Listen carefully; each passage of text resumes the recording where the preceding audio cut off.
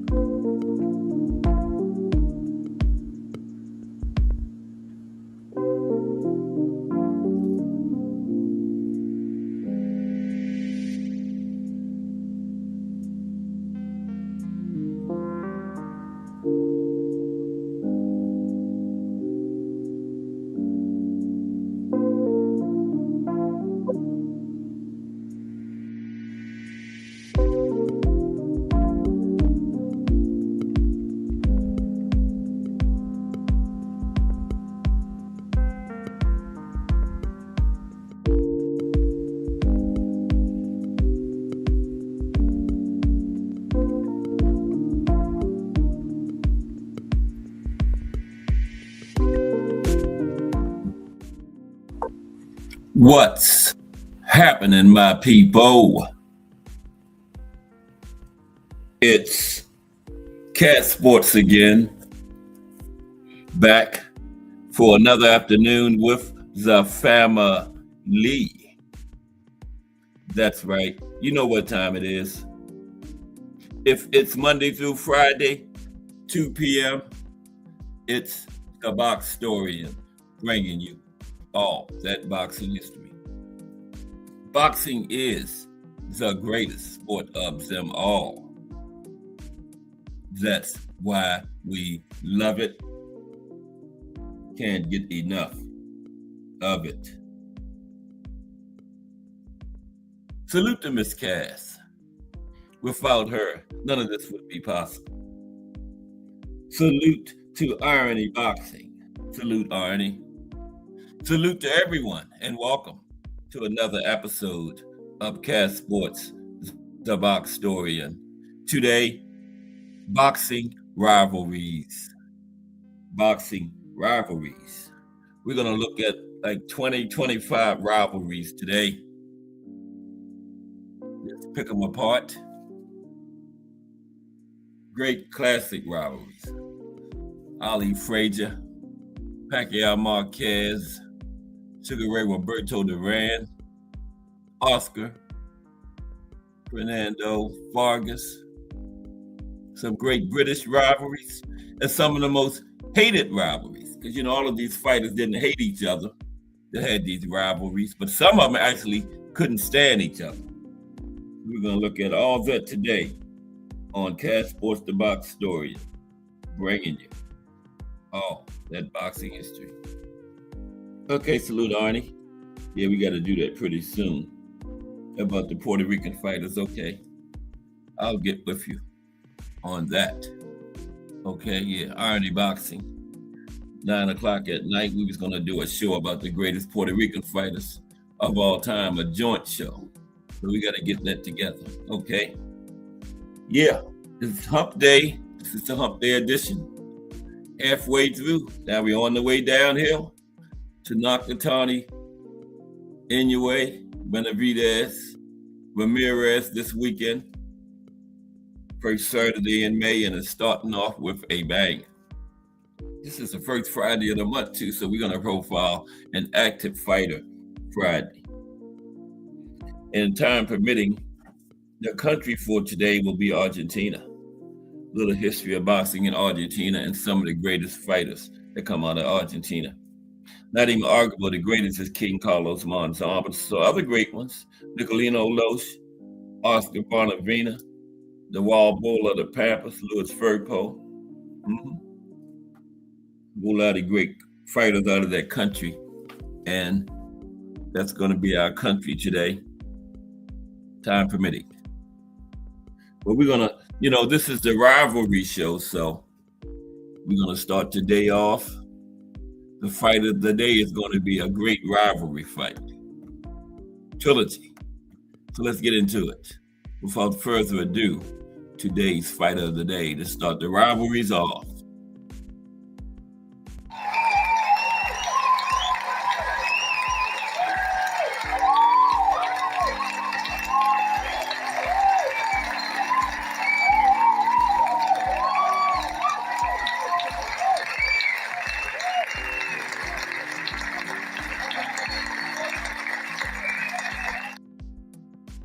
Okay, the granddaddy of them all. Talking about rivalries.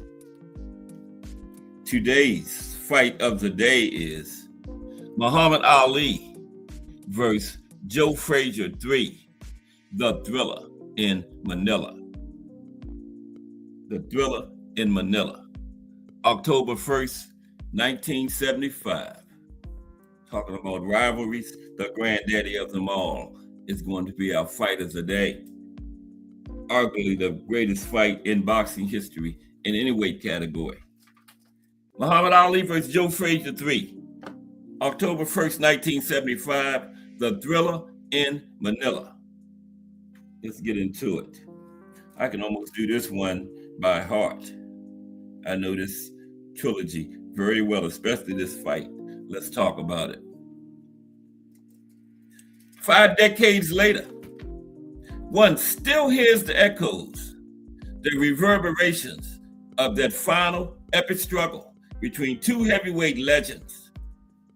After all, it was more than a championship fight, much more.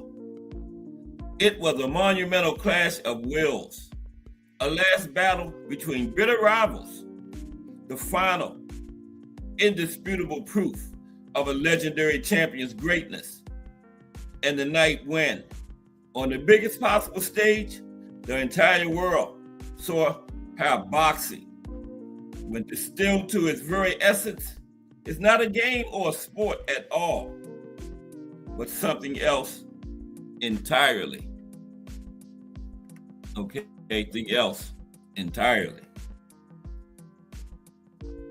Simply put, boxing is life and death. Legalized gladiatorial combat, brutal and merciless. The rope square, a domain where warriors have the unique chance to lay claim to true glory by overcoming the greatest of tests. Outside of the battleground, watching, we are not merely entertained, but thrilled,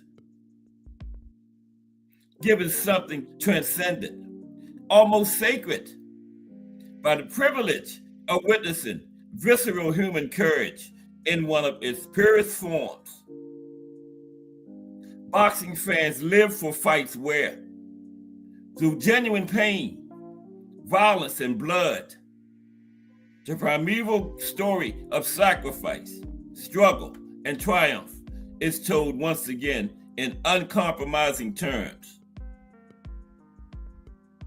A select few battles in the history of boxing tells that timeless story, as well as Ali vs. Frazier 3, The Thriller in Manila, but none tell it better.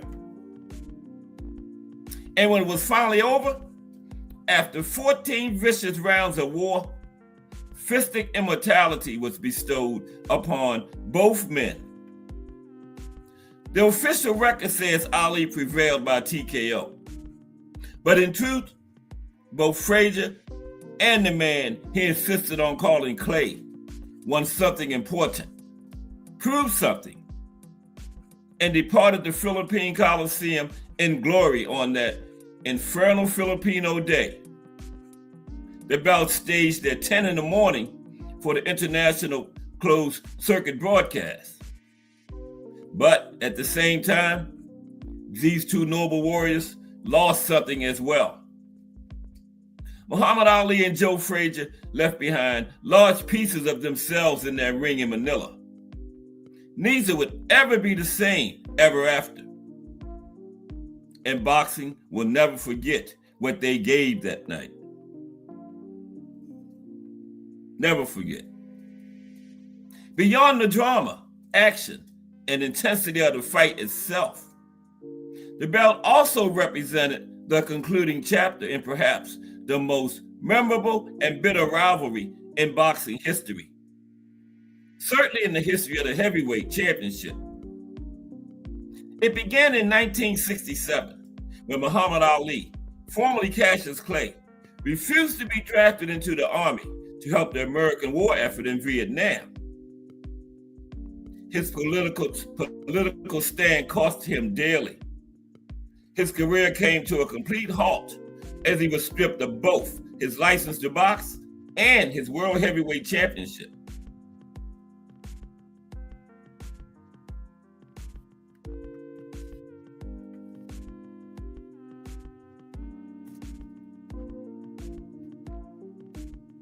Now that picture is 1971, the first fight.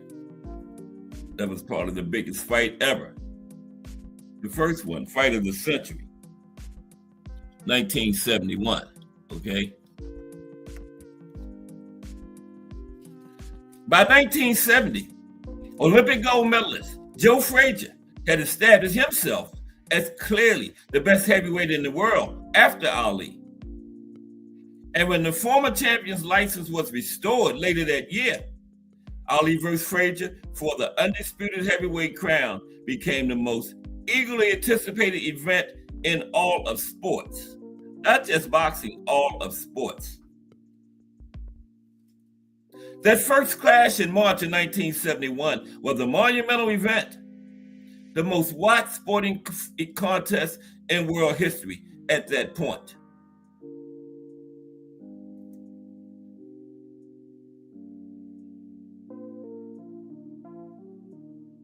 It was also a truly great fight, which saw Frazier score the biggest win of his career after 15 thrilling rounds, not to mention one of the greatest victories by any boxer ever.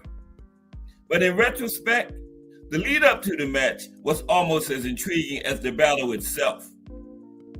And just as consequential as Ali's verbal assaults spawned an intense enmity between the two men. During Ali's exile from the sport, Frazier had been a source of support to him, actively seeking to have his rival's license reinstated, and even loaning Ali money when he couldn't earn a living by boxing. To Frazier, Ali's harsh words which not only insulted Frazier, but painted him as an Uncle Tom, a sellout to the white man, represented a personal betrayal to Joe Frazier. Ali's resentment of Frazier, while veiled by his ego and his stance of superiority and disdain, was in fact just as deeply felt. Ali begrudged Frazier, not only for his having replaced him as champion during his exile, having handed him his first professional defeat. But he also disdained Frazier for his insistence on calling him Clay and for being invulnerable to Ali's psychological warfare. No matter how he tried, Ali could never rattle or intimidate Frazier. His taunts only ignited a slow-burning but incandescent rage inside Smoking Joe. But this, in turn, only inspired Ali to be ever more cruel and crude, insulting Joe in the most juvenile terms, calling him ugly, stupid, and ignorant, and most regrettably, a gorilla. Yeah, leading up to the third fight, Ali had a little jet black gorilla doll, like 12 inches long, about the size of a ruler, about 2 inches wide, and every time he would appear on a camera, he would have that gorilla, and he would punch on it and call it Joe Frazier. Yeah, Ali went way overboard.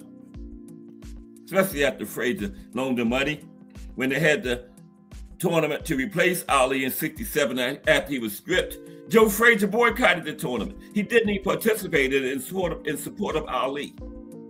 And this how Ali treated him. It was real bad. But, okay, in retrospect, it's maybe not surprising that a man ever searching for identity, changing his name, divorcing his wives, adopting a different religion, might be unnerved, if not repelled, by a man so secure in his. Joe Frazier, who had taught himself to fight while growing up on a sharecropper's farm in South Carolina, knew exactly who he was, where he came from, what he stood for, and he saw right through the man he called Clay. And Ali knew it. While privately, in rare moments when the prospect of fighting Frazier was remote, Ali expressed regard and respect for Smoking Joe. But the public stance would be nothing other than sneering contempt. After Frazier lost his world title by knockout to George Foreman, the long-awaited Ali vs. Frazier rematch finally went down in 1974. And this time, Ali won the decision, setting up Ali's shocking overthrow of Foreman in the Rumble in the Jungle. But the most memorable occurrence of that second fight didn't take place in the ring at all. Second fight between Ali and Frazier. The most memorable occurrence didn't take place in the ring, but in a television studio prior to the fight. During a live broadcast with Howard Cosell, Frazier and Ali sat side by side while watching a replay of their first fight. And they took turns insulting each other until Joe stood up and challenged Ali. This was no play acting or a stage stunt to hype their rematch. Didn't need that. This was the real thing. Genuine fury and hatred between two champions. The entourages of both men were required to pull them apart before either of the boxers was injured and the upcoming fight jeopardized. Yet they said Eddie Futch was yelling at Joe Frazier, "Don't twist his foot, you might mess the fight up." Yeah, they got into a little struggle. Being in watching the first fight, yeah. There they are posing with Don King before the Thriller in Manila. So, a year later, and the stage was set for the rubber match. Ali, against long odds, had defeated Foreman and reestablished himself as the rightful champion of the world. Frazier had scored wins over top contenders Jerry Quarry and Jimmy Ellis.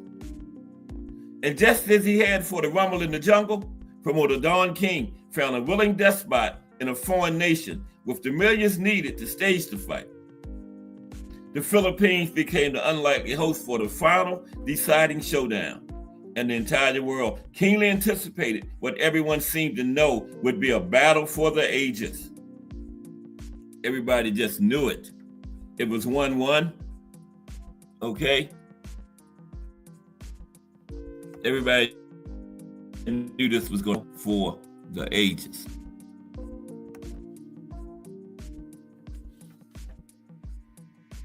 It was 1-1. Didn't like each other. Ali had went way overboard insulting Frazier. So everybody knew that Thriller in Manila was going to be a battle for the ages. So now, almost 50 years later, the intensity and violence of that bitter grudge fight still has the power to unnerve us. From the opening bell, it was all action. A riveting confrontation between two big men determined to dominate. No doubt the frenetic pace owed much to Ali's attempt to score a knockout in the early rounds. Believing Frazier to be a worn-out husk of the great battler who had defeated him in 1971, and with former second-round knockout of Smoking Joe in his mind, Ali didn't dance but stood flat-footed and tried to ambush Frazier early.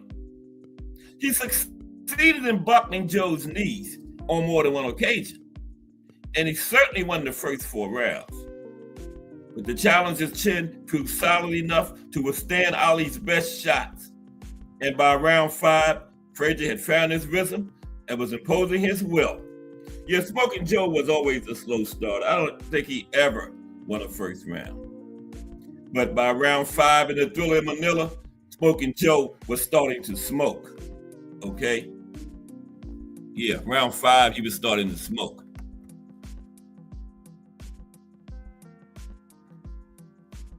Indeed, the middle rounds clearly belonged to Smoking Joe, as he continually forced Ali to the ropes, connecting with vicious left hooks to both body and head. So brutal and unrelenting was Frazier's attack that by round 10, he had not only evened up the match on points, but had Ali in desperate straits, hurting and exhausted. But then, Frazier began to tire, and Ali miraculously found some inner reserve of energy, seizing control of the fight in round 12 and pounded at will, of virtually blind Frazier in rounds 13 and 14. What happened next has become somewhat obscured by time and by hagiography. The simple truth is that Frazier's trainer, Eddie Futch, knew his charge was taking too much punishment. The swelling around Joe's eyes forced him to raise his head so he could see, making him increasingly vulnerable. He had been badly hurt in the last 2 rounds, and in Futch's estimation, a victory was now out of reach. Another 3 minutes of punishment was pointless. Another 3 minutes of punishment was BBO Sports TV in the building. Rivalries today, BBO, and we start with the fight of the day with the biggest rivalry of them all, the Thriller in Manila. Yeah, by round 14, Eddie Futch had seen enough. Frazier was blind in both eyes. Ali was just pummeling him, right? And Frazier had to hold his head up just to see, and he was just making himself an even bigger target. Because, Joe was like in a crouch fight, small target, but he couldn't see, so he had to stand up straight coming in. Ali was just putting it on him. So, Joe, I'm going to stop it. Futch, according to Sports Illustrated's journalist Mark Crown, told Frazier after round 14. No, Eddie, you can't do that to me, replied Frazier. You couldn't see in the last 2 rounds, said Futch. What makes you think you're going to see in the 15th round? I want him, boss, said Frazier, attempting to stand. Sit down, son, Futch said, placing a hand on Frazier's shoulder. It's all over. No one will forget what you did here today.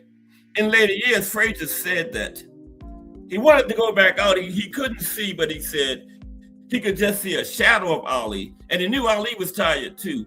And he said maybe he could get a left hook in and get Ali out of there. And it took a lot of years. I don't know if he ever forgave Eddie Futch for stopping that fight. Now, in recent years, it has become almost accepted truth that if Futch allowed his fighter to step out for the final round, Joe might have won because in the opposite corner, Ali had decided to quit. Cornerman Wali Muhammad later reported that Ali told his people to cut him off, referring to his gloves. Angelo Dundee, of course, ignored those words as he wiped Ali down and got him set for the final round. That's the story. Ali said to cut his gloves off. For what it's worth, there's no doubt in the world, anybody's mind, that had that bell rang for round 15, Ali would, of course, answer the bell for the final round of a fight he was winning. If he was going to quit, he would have quit. Nowadays, that fight would have been stopped by the 9th or 10th round. That's how much bad shape they both was in. So if their bell would have rang, Ali would have been out there for 15. If nothing else, Angelo Dundee would never have accepted otherwise than Ali going back out there. This, after all, was the same trainer who had pushed the blinded and frantic Ali into the ring at the start of the 6th round in his first fight against Sonny Liston. Remember, Ali had got something in his eyes. Ali told him he wanted to stop. Then Angelo pushed him back out there. So he wasn't letting Ali stop. At that time, Ali then still Cassius Clay had asked for his gloves to be cut off that time too. Not to the point of the Thriller in Manila, Ali's harshest critics, the haters, as we call them nowadays, still expressed suspicion of his courage and manhood. This had as much to do with his refusal to serve in the military as anything else, though his dancing style and tendency to clinch added to the image of Ali as someone whose toughness could be questioned. Having previously defeated Liston, Frazier, Foreman, and Norton, the point hardly needed to be made about Ali's toughness. But against Frazier in Manila, Ali put to rest all notions that he lacked anything whatsoever in terms of fortitude and bravery.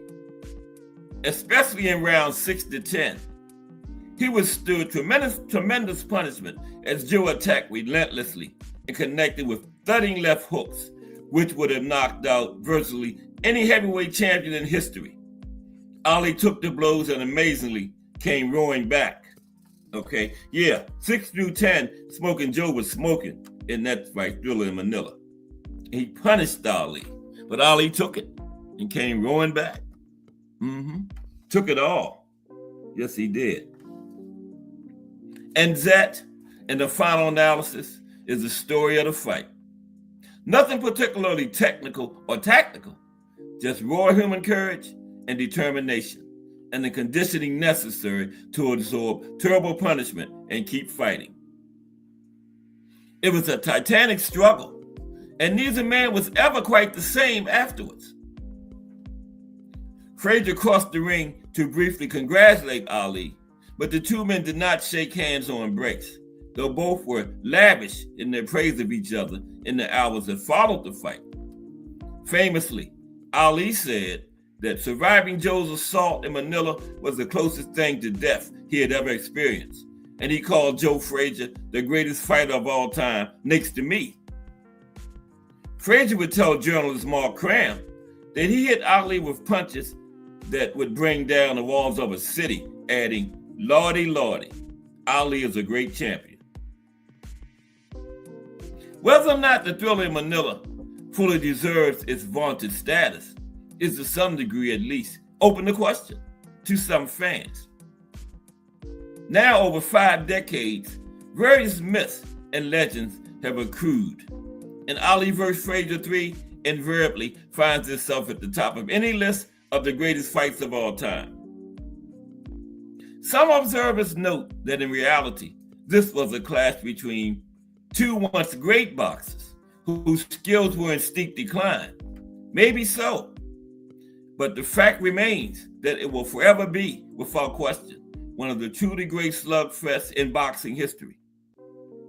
Other fights may offer more in terms of drama, skill, tactics, turning points, and surprises. But for sheer toe-to-toe mayhem between two of boxing's great big men, Ali vs. Frazier 3 is as good as it gets. As good as it gets. Yeah, both men paid a high price for this fight, too. Look at him. Look at Joe Frazier's eyes. The left one's starting to open a little bit, but during the fight, they were worse than that. Just probably a few hours later.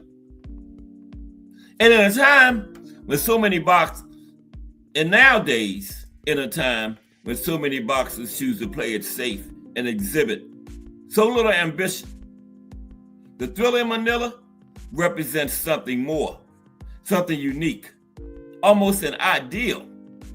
Here are two battle-tested champions willing to put their very lives on the line for victory and glory. And one suspects that only such desire, bravery, and zeal for combat can create confrontations the likes of which both justify and indict the ancient spectacle called pugilism. Now, 50 years later, the brutal savagery of Ali vs. Frazier III has entered the realm of myth and legend. But what fights in the entire history of boxing merit more such honor and acclaim? The Thriller in Manila deserves to be one of boxing's great, timeless myths, just as Joe Frazier and Muhammad Ali will forever be true pugilistic legends for their ring greatness and for what they gave and lost on that hot morning in the Philippines 5 long decades ago. The Thriller in Manila, Muhammad Joe Frazier, put it all on the line. There you have it, the fight of the day to start our rivalry show. Mike Rim in the building. What's up, Mike Rim? Boxing rivalries today, and what better one to start it with than the Thriller in Manila? Muhammad Ali and Joe Frazier. Greatest fight of all time. Not even arguable. Not even arguable. So let's get into some of these other rivalries. I should have did this last because none of them are going to match up to the fight of the day. None of them, but we got some pretty good ones. Okay. The first one is going to be two old school fighters. Two old school fighters. Let's get this on. Let's get this going. Nice little piece here.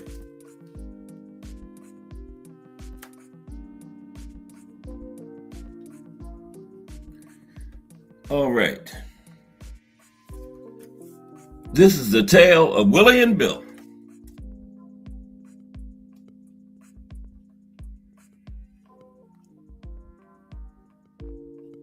Wee Willie and Black Bill. That was their nicknames. One was from Pennsylvania. One was from Cuba. Great rivalry. They had five fights between them.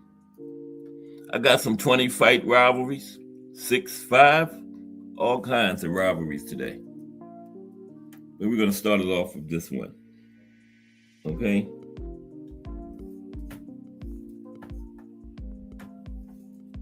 The tale of Willie and Bill. Let's get into this one.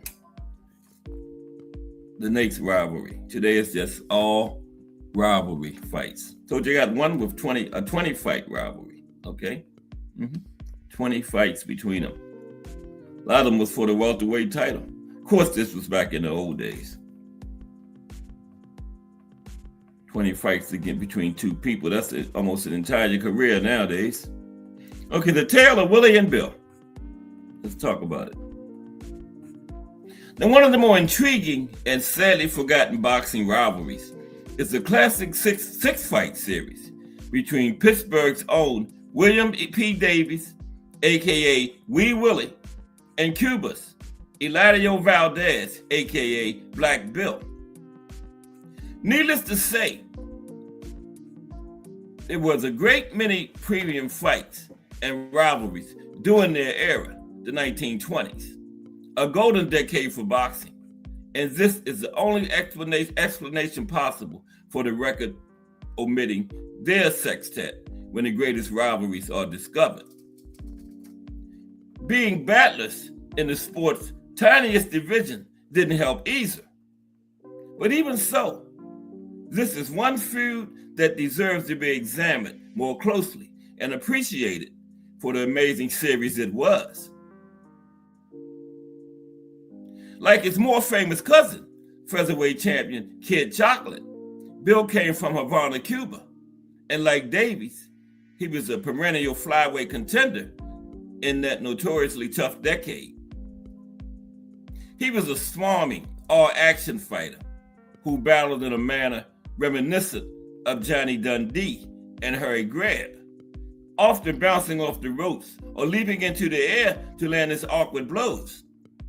Now Davies, who was originally from Wales but made his home in the Pittsburgh area, had a different style.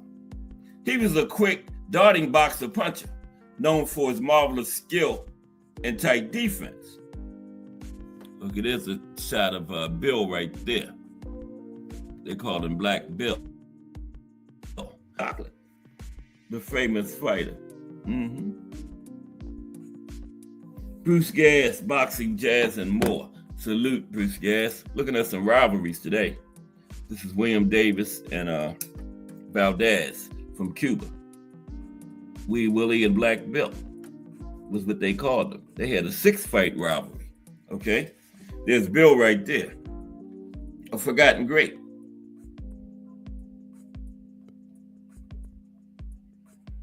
As per the unspoken rule in Pittsburgh boxing, Davis drew no cover line, and a worthy challenger was a worthy challenger, okay? To keep your standing in the Smoke City, you ducked no one, not even such a formidable scrapper as this Cuban great. Both Davies and Valdez were known for being speed merchants, and they were right in the middle of the top 10 list of flyweight contenders when they had their first fight in September of 1925. Now, the contest took place in Philadelphia, where the keyed-up fight crowd had their first look at both men. Davies was recognized as the Pennsylvania state flyweight champion, while Bill was heralded as the Cuban flyweight champion. So expectations were high. Yeah, back in the 20s, those were two reputable titles, you know? Pennsylvania heavyweight champion and the Cuban heavyweight champion, yeah. Flyweight, excuse me. Pennsylvania flyweight, Davis, Cuban flyweight champion, Valdez. So expectations were high. And they didn't disappoint, giving the crowd endless thrills in a close fight, won unanimously by Wee Willie in 10 rounds. They met twice the following year, this time in Bill's native Havana, Cuba. Now, the first fight was scored a 12-round draw that the Associated Press called a robbery, stating that Davis clearly won, and that even the Cubans were outraged at the hometown verdict. A month later, their third battle was also scored a draw after 12 rounds, but it apparently was closely contested, much like their Philly War. And there's a shot of Wee Willie right there, Lee Davis. Okay, he won the first fight. The second 2 fights were both draws. So the fourth fight took place 3 years later in November of 1929, fittingly at Madison Square Garden. And the entire card that night was a spectacular one, featuring some of the best flyweights on the planet, including world champions Midget Wolgas, Johnny McCoy, and Corporal Izzy Schwartz, aka the Ghetto Midget, in an elimination tournament, which was the lead to the eventual crowning of a new undisputed champion in the division. Card was all flyweights. This would be one of Black Bill's finest career performances, certainly his best showing against Davis, as he rushed and romped his way to an impressive 10-round victory in the main event that night. Now, the final 2 fights to close the series took place the following summer in 1930. In previous years, Midget Wolgass had proven to be the better flyweight of the three, having beaten both Davies and Bill conclusively. But even so, both men's reputations, especially when facing each other, remained rock solid, and they could draw big numbers in any fight town. Since they had already locked up twice on neutral ground and twice in Black Bill's home city, it made sense to hold the final two fights in Pittsburgh, where Davies was a huge favorite with the crowd. And this is Midget Wolgass. He had beat both of them convinced, so they thought he was the better of the three. But Davies and Bill could still draw a crowd, especially against each other. Now, the Cuban started fight number 5 with his usual furious stampede and nearly swept the Welshman off his feet within the first 3 rounds handily. One of his wild swings nailed the referee, Al Graber, as he was breaking the clinch, splitting the former middleweight's lip. Split the referee's lip with a punch, bloodied the referee's lip. And the referee was a former middleweight contender. But Davies, always resourceful, had planned on a more disciplined performance than in their previous battles, and he kept his cool. His strategy this time involved more outboxing, less slugging, and infighting. He kept a steady stream of jabs popping into Bill's face, followed by the occasional right-hand counterwallet, which took much of the steam out of his foe after the 3rd round. At the end of 10 rounds, Davies was awarded the majority decision, and deservedly so. But some scribes reported that Black Bill had seemed off to them, and there was a perception he remained the overall superior fighter and would have won if he'd been on.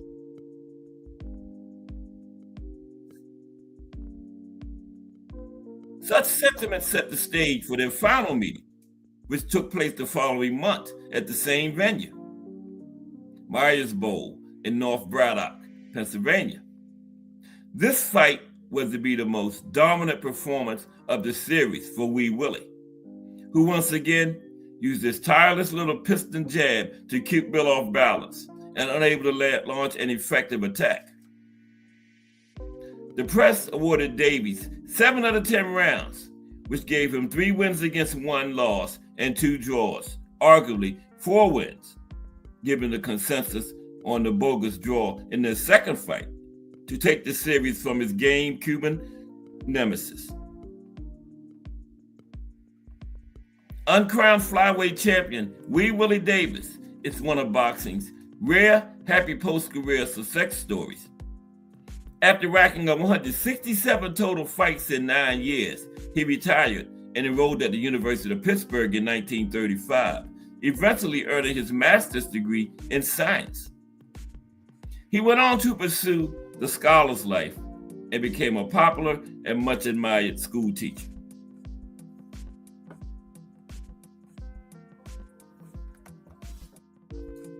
That's an old poster about Bill right there. Sadly, Black Bill's course ran in the opposite direction in every conceivable way. He fought only 7 more times before being forced to retire in 1931 due to deteriorating eyesight.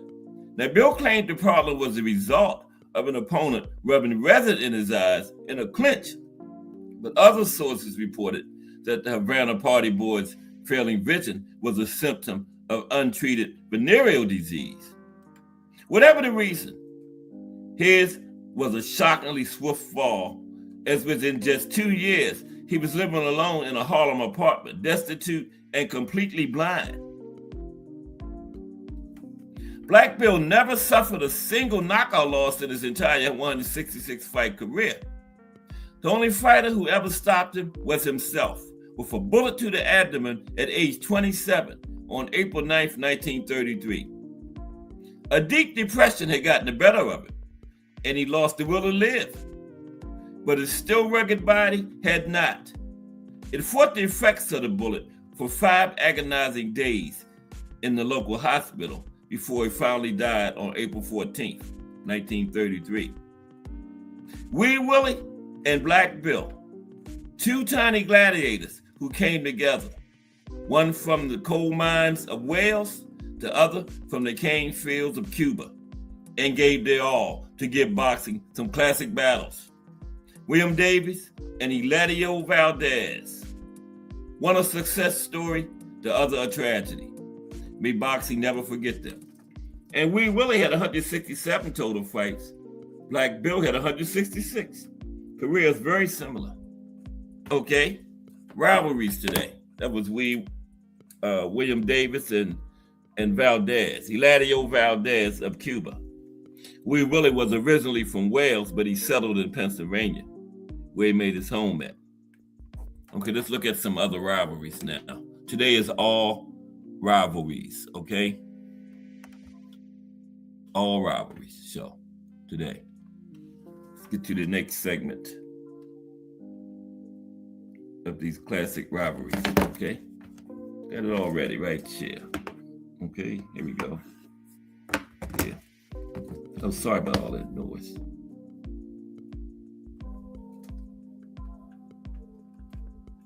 There we go. Looks like it done started raining out here. Wow. Okay. So now, some more boxing rivalries, okay? So, now when it comes to the sport of boxing, there have been too many incredible feuds to count. Over the years, there have been many high-profile rivalries between boxers. Now, some of these rivalries were just heated in the ring, while others were blood feuds that saw the two men hate each other personally, in and out of the ring, okay? Now, while there have been some great feuds in the long history of the sport, we're going to talk about 10 now that make the cut as the absolute best.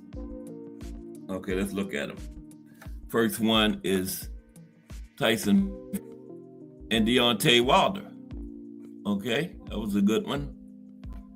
Tyson Fury, Deontay Wilder. Good rivalry across 3 fights. Now, the Gypsy King and the Bronze Bomber fought 3 times during their rivalry, okay? Now, Tyson Fury and Deontay Wilder are 2 of the greatest heavyweights from their era. For years, fans wanted to see these champions fight, and they finally did in 2018. Now, the first fight was high drama and saw Wilder deliver 2 knockdowns, but the fight ended in a draw. The rematch 2 years later saw Fury deliver the performance of a lifetime to score a knockout win. But that fight paled in comparison to their 2021 trilogy. There were a combined 4 knockdowns across 11 rounds, and the Gypsy King prevailed by stoppage. These 2 fought like they were trying to kill each other. Okay? Sugar Ray Leonard and Roberto Duran. 3-fight rivalry between them 2. Sugar Ray Leonard versus Roberto Duran was historic. This rivalry between 2 of the 4 kings was epic.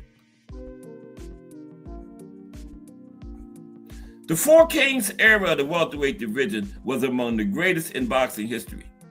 With that in mind, it's no surprise that one of the rivalries got an entry. Sugar Ray Leonard and Roberto Duran put on 3 phenomenal highlight-filled fights. In 1980, Duran scored a decision win over Leonard in a 15-round back-and-forth war. But later in that year, the infamous No Mars fight, so the Panamanian quit after being dominated. 9 years later, they ran it back again, and Duran had some success. But once again, he lost, this time by decision. And then, Sugar Ray Leonard versus Thomas Hearns. Leonard Hearns. Sugar Ray Leonard and Thomas Hearns had 2 great fights. These 2 fought twice, and each fight was incredible. It only feels fitting to have Sugar Ray Leonard going back to back on the list. A year after making Roberto Duran quit, he met fellow legend and Four King Thomas Hearns in Las Vegas. The first fight had multiple momentum shifts and saw the Hitman winning late, but Leonard won by knockout in the 14th round in an insane comeback win.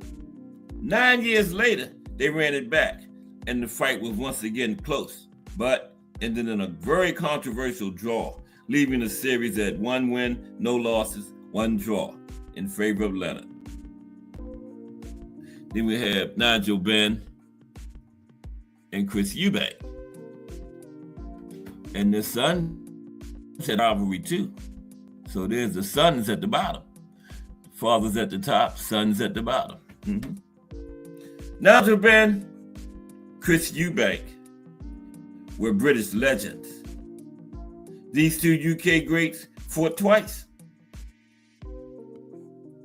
Nigel Benn and Chris Eubank faced off on 2 occasions in the UK.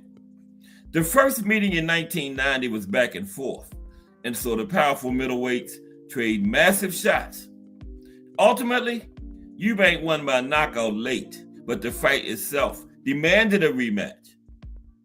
Demanded it. They ran it back almost 3 years later. The two went back and forth again for 12 rounds. Ultimately, the fight was ruled a draw, and they never met again. But the rivalry has now been transferred to their sons, who had 2 fights, and that's currently 1-1. Okay, Chris Eubank Jr. and Conor Benn. The sons' rivalry is now 1-1. Isn't that something? Okay. Riddick Bowe and Evander Holyfield's trilogy was brutal. Big Daddy and The Real Deal put on a show. And so did Fan Man put on a show too in that second fight when he came crashing out of the sky. James Miller. Mike Mazik. Salute, Mike. Looking at some rivalries today. Right now, Riddick Bowe and Evander Holyfield put on a nice one. And the Fan Man was part of it. Okay, remember he came crashing in? Okay, so the heavyweight division of the 90s was incredible and featured too many great fighters to count. But the greatest feud to come out of the decade was Riddick Bowe versus Evander Holyfield. These two heavyweight greats tried to kill each other, tried to unalive each other. Across 3 fights. Got to be politically correct. Tried to unalive each other. Each fight saw momentum shifts, and the first 2 fights ended in close decision wins for each man.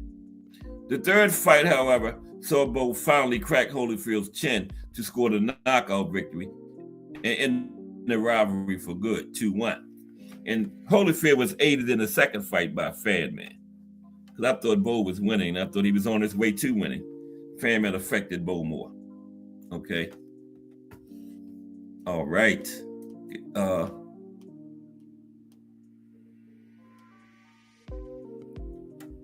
Okay. No, not that one. That one is later on another list. Arturo Gatti and Mickey Ward also tried to unalive each other. Unlike other feuds, these two were actually close friends outside the ring. But the friendship was left on the outside.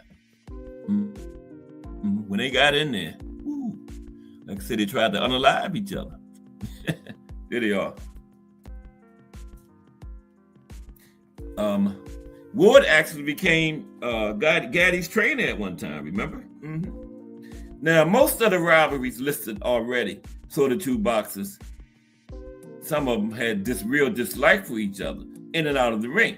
But that wasn't the case with Arturo Gatti and Mickey Ward. Outside of fighting, these two were actually quite friendly. Like I said, Ward became Gaddy's trainer. But that didn't stop these two from having 3 absolutely brutal fights. Ward won the first by decision, but Gatti avenged the loss and won the remaining 2 fights. This trilogy wasn't technical, but it was incredibly entertaining, fan-friendly. Eric Morales versus Marco Antonio Barrera. How about that one? Yeah, Morales Barrera. Great rivalry. Eric Morales versus Marco Antonio Barrera was wild. These Mexican legends put on 3 incredible fights. Eric Morales and Marco Antonio Barrera met on 3 occasions in the early 2000s. They first met in 2000, battling it out for super bantamweight gold. Morales emerged as the winner after 12 wild rounds, but it was clear that their feud was not over.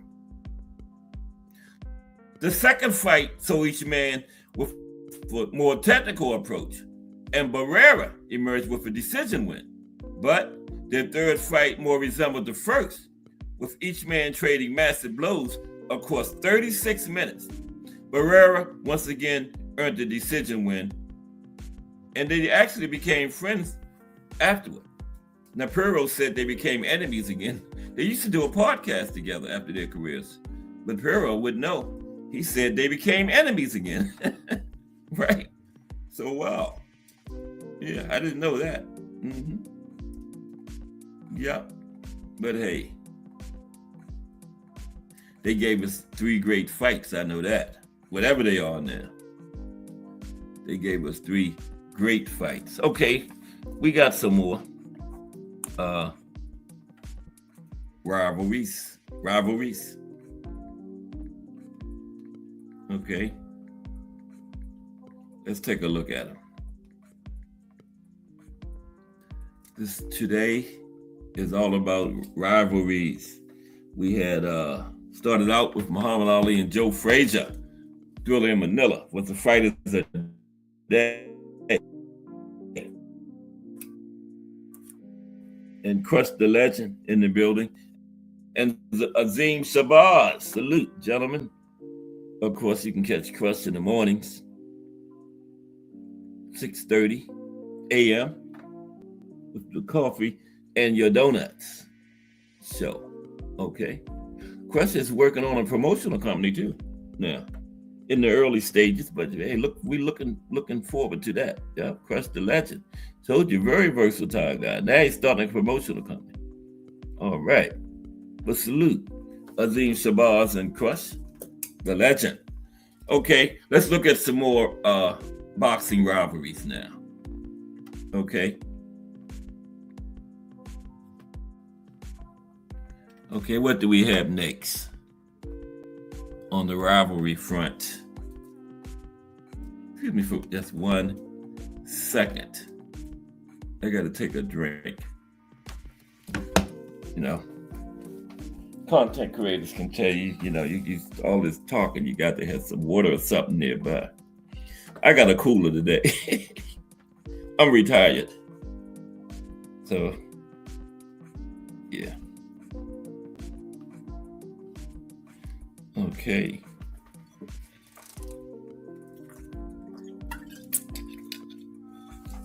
Oh, I know what's going on. Yeah, I had the wrong phone.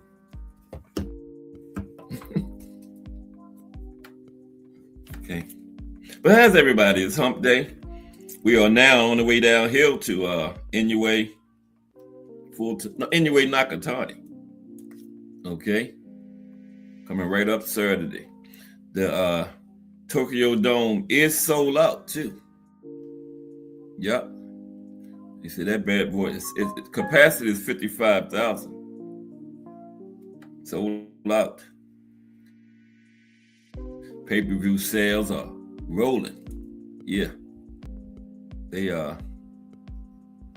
this is gonna be a good one. And Benavidez Zerto is also Saturday. Yeah, so wow, we are in for a treat this weekend.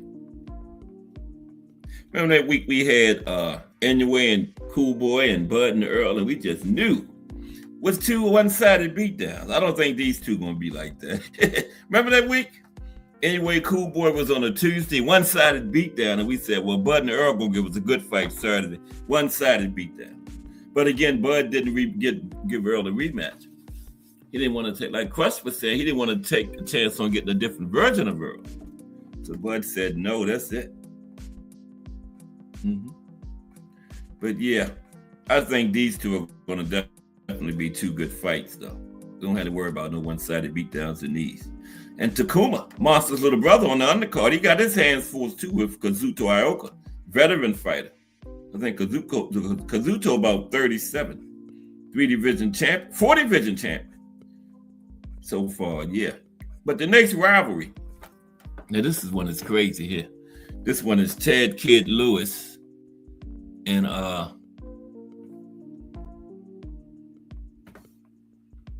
Jack Britton. 20 fights. You heard right. They had 20 fights between them. A lot of them was for the welterweight championship of the world. Yep, but 20 fights between these two gentlemen. Let's talk about it.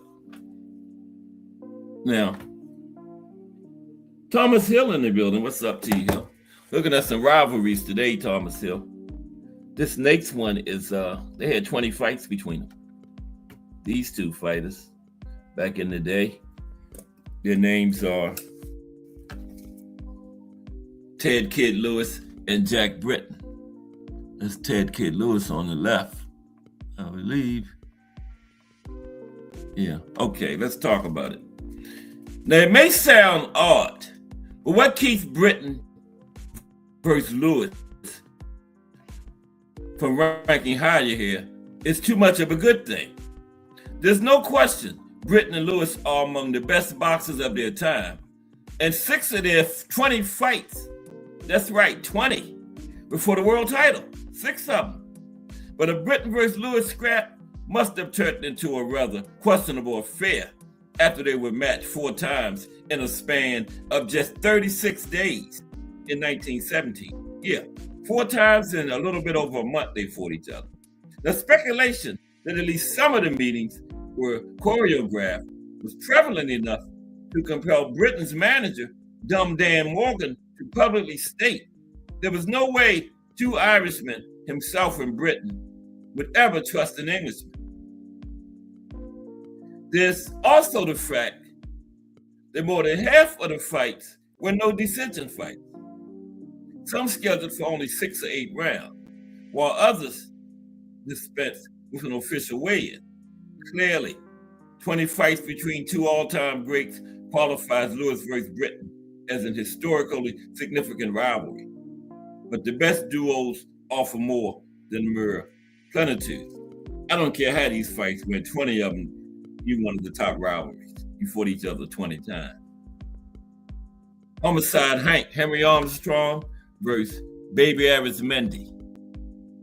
20 times. There's Homicide Hank and Baby Arizmendi. That's Homicide Hank on the right and Baby Arizmendi on the left. Okay? Yep. All right. Now, Alberto Baby Arizmendi is both an underrated pugilist and one of the greatest of Mexican fighters. There's also no doubt that the high water mark of an extraordinary career, which includes clashes with Tony Canzonieri, Chalky Wright, Lou Ambers, and Freddie Miller. But the high watermark is a series with legendary Triple Crown champion Homicide Hank Henry Armstrong, one of the greatest boxers who has ever lived, pound for pound. Now, both were brave and aggressive brawlers, popular for their all-action styles, and they locked up 5 times, all went the distance. The first 2 in Mexico City at featherweight, and the last 3 in Los Angeles.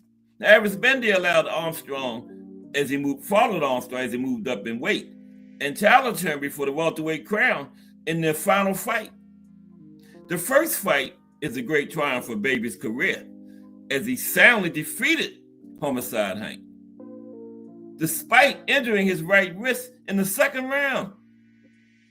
He repeated the feat a year later, but the next 3 battles, while full of intense toe-to-toe exchanges, saw the great Armstrong impose his will and prevail with room to spare.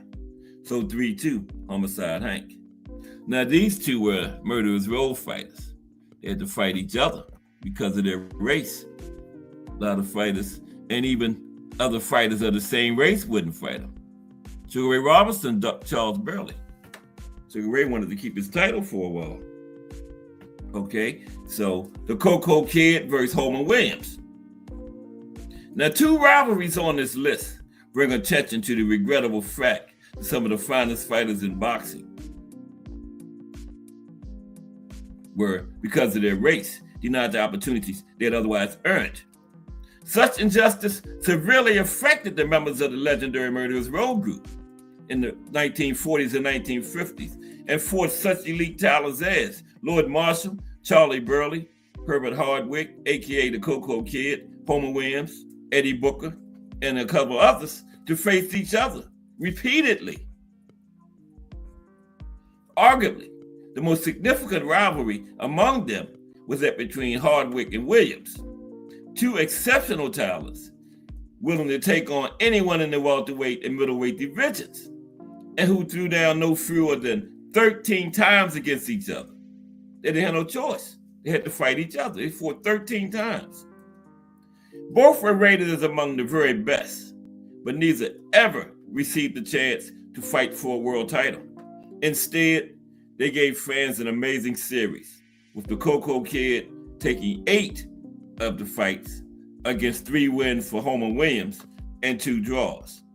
For 13 times. Wow. Gotta have this one on any rivalry list. Sugar Ray Robinson and Jake LaMotta. Yeah, they fought 6 times. Sugar Ray Robinson, Jake LaMotta. 6-fight series. I mean, that's Gene Fullmer, but him and Jake had a great series too. They on here too, but that's Gene Fullmer first. Sugar Ray Robinson versus Gene Fullmer, one of the Fullmer brothers. Now, the great Sugar Ray Robinson and the man they called the Cyclone were middleweight champions in a study in contrast, and perhaps not surprisingly, they didn't like each other at all. Robinson's contempt for Fullmer was never carefully concealed, while Gene had nothing but scorn for Sugar Ray's self-regard demands and demands for special treatment. Okay, Sugar Ray was kind of like spoiled a little. He's like, I'm Sugar Ray. I deserve special treatment. Gene Fullmer didn't appreciate that. Now, the result was 4 terrific clashes, some lacking for action. Now, Fullmer knocked Sugar Ray out of the ring before taking the decision in their first fight, while Sugar Ray's one-punch knockout of Fullmer in their second fight, the only time Gene ever took the 10 count in his career, is considered one of the greatest knockouts in boxing history. They call it the perfect punch. The aging Robinson showing in their third battle in 1960, a 15-round draw, is widely regarded as the last truly great performance of the Sugar Man's amazing career.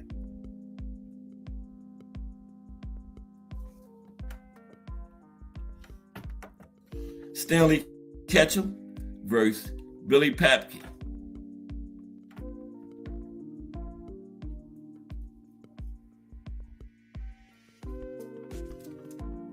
If the best rivalries are often the ones informed by genuine hatred and intensity, then Ketchum versus Papke stands out for being particularly vicious.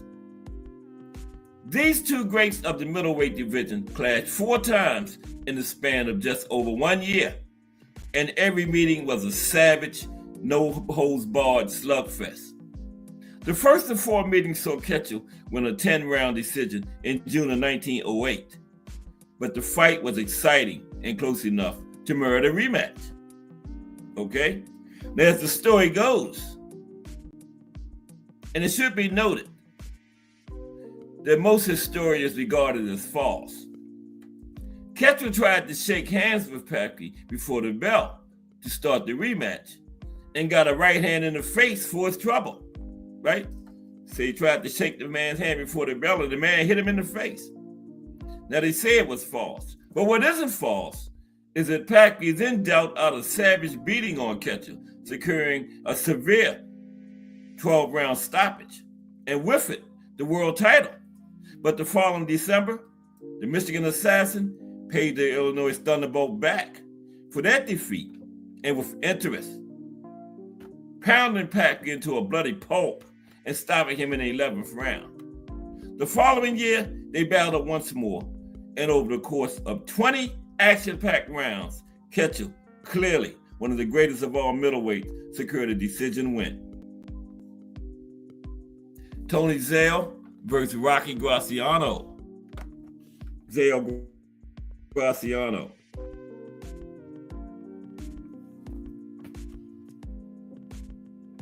In terms of sheer action, few rivalries can match Zale versus Graciano, though sadly, the video evidence of this fact is not readily available. While their third meeting in 1948 was filmed, for reasons unknown, the first two fights were not.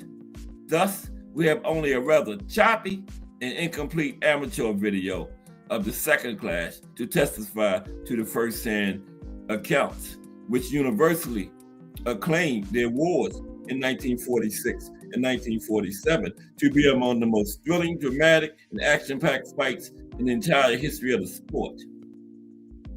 Full footage. First two. Neither the Man of Steel nor the Rock were exactly defensive geniuses, but they were both brave, tough, powerful, and more than happy to brawl at close quarters. The result was fast-paced, non-stop action, slugfest that left even hardened fight scribes limp as the two warriors took turns, blasting each other with their best shots. Now, Zale seized victory in the first and third battles, while Graciano made an incredible comeback in the second fight to win the title before famously proclaiming, "There's somebody up there like me." Many who were ringside for their first brutal slugfest in Yankee Stadium, including longtime announcer Dan Dunphy, called it the greatest fight they had ever seen. Manny Pacquiao versus Juan Manuel Marquez. Can't forget that four-fight rivalry they had, Pacquiao-Marquez. 4 meetings between two of the very best boxers of their generation. All of them competitive and dramatic, and the series capped by one of the greatest one-punch knockouts in all of boxing history. Need one say more? Because this series concluded just a few short years ago, it's easy to underestimate its historical significance. But given the standing of both boxers and the quality of the 4 fights, Pacquiao versus Marquez is, without question, a rivalry for the ages. Sandy Sadler versus Willie Pep. Sadler versus Pep.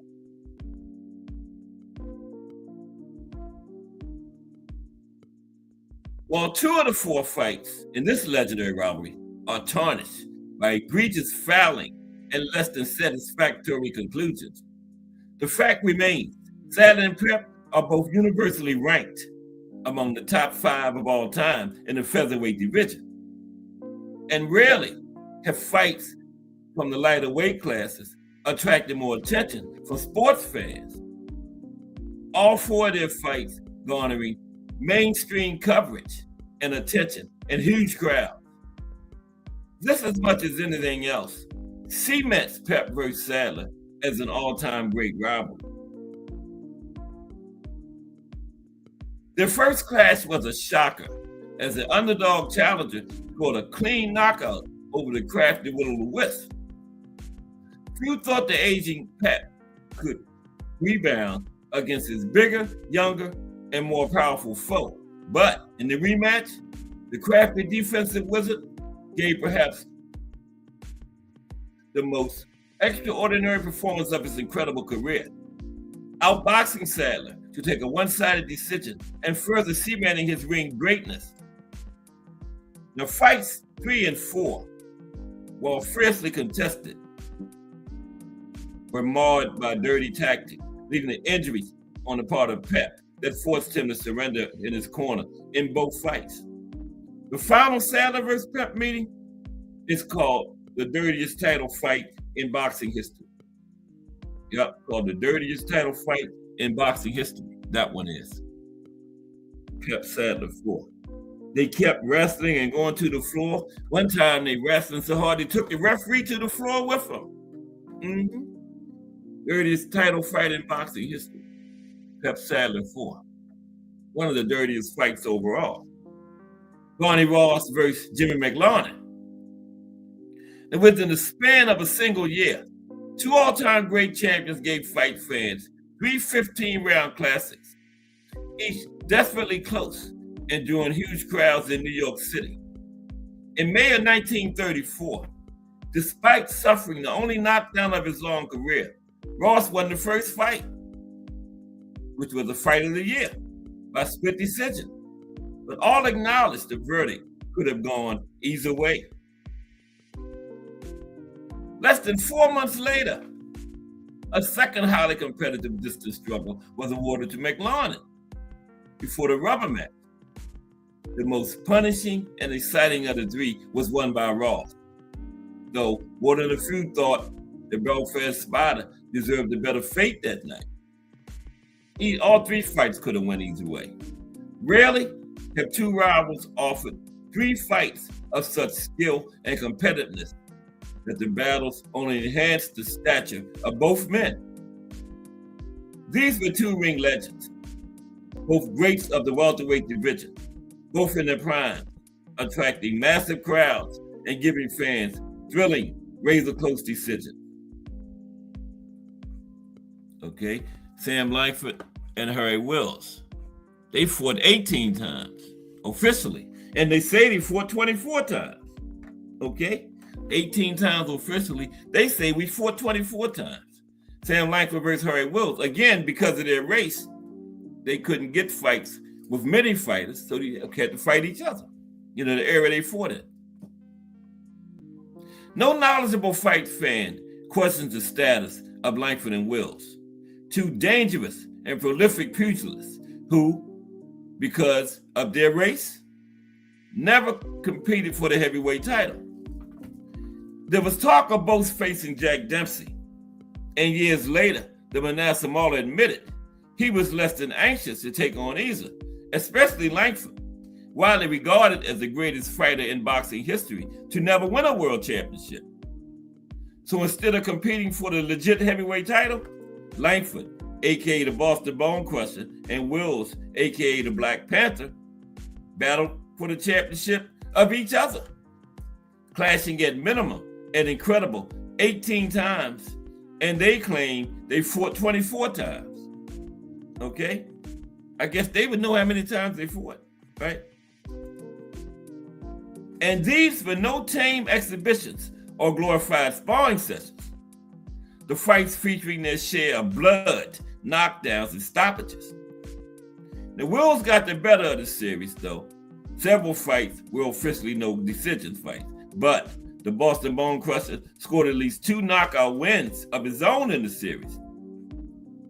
For example, in November of 1914, Langford suffered 4 knockdowns in the first 2 rounds of a scheduled 20-rounder before roaring back to put Harry down for the count in round 14. It must be noted the Wills enjoyed significant physical advantages over the smaller Langford, but despite this, and despite his facing a long list of terrific pugilists, including Joe Jeanette, Jack Sharkey, Sam McVeigh, and Kid Norfolk, Harry later rated Langford as both the best boxer he ever fought and the hardest puncher. Okay, there's Sugar Ray Robinson and Jake LaMotta. Of course, they're on here. Robinson, LaMotta got to be on any list of rivalry fights. No doubt. Sugar Ray Robinson, Jake LaMotta. Fought 6 times. Now, the all-time greats and the 6-fight series that only intensified like an epic novel as it unfolded over the course of 9 years before climaxing with a famously violent showdown for the middleweight championship of the world. Now, Jake and Sugar Ray were contemporaries, roughly the same age. Their pro careers started within 6 months of each other, and both were marked as special talent. champions in the making. Robinson outboxed the Bronx Bull with relative ease in their first fight held at Madison Square Garden in 1942. But 4 months later, LaMotta knocked Ray out of the ring and got his revenge. Fight 3 saw Ray on the canvas again, though the decision went his way. And number 4 was just 3 weeks later, with smooth rolling for the gifted Sugar Man. But the 5th fight in 1945 was a grueling 12-round affair and a split decision for Robinson that was booed by the Chicago fans. Yeah, Sugar Ray won 5-1, but that's very misleading. It wasn't no one-way Sugar Ray series or nothing. I had it 3-3. I done seen all 6 of them. I had Sugar Ray 3, Jake LaMotta 3. Definitely that 5th fight, the fans booed it. Booed the great Sugar Ray Robinson. Okay? So then 4 years later, LaMotta won the middleweight title. And in 1951, Sugar Ray came looking for him. Now, everyone knew this would be the final battle. The interest was high enough to put the match on the new medium that was called live national television, right? Now, Jake stormed out of his corner in the early going, but couldn't get the knockout. And instead, it was Sugar Ray battering Jake all over the ring in round 12 and 13 before the famous massacre was finally stopped. And finally, Muhammad Ali, Joe Frazier, but we talked about them in the Fight of the Day series. So yeah, that was the number 1 rivalry of all time. Muhammad Ali and Joe Frazier. Okay. So now we have some of the most hate-filled rivalries now. Some of the most hate-filled rivalries now. Okay. These were the ones where fighters just didn't like each other too much. Okay. Before the fight. Okay, the first one is Carl Froch and George Groves. One of the most hate-filled rivalries of all time. Carl Froch and George Groves.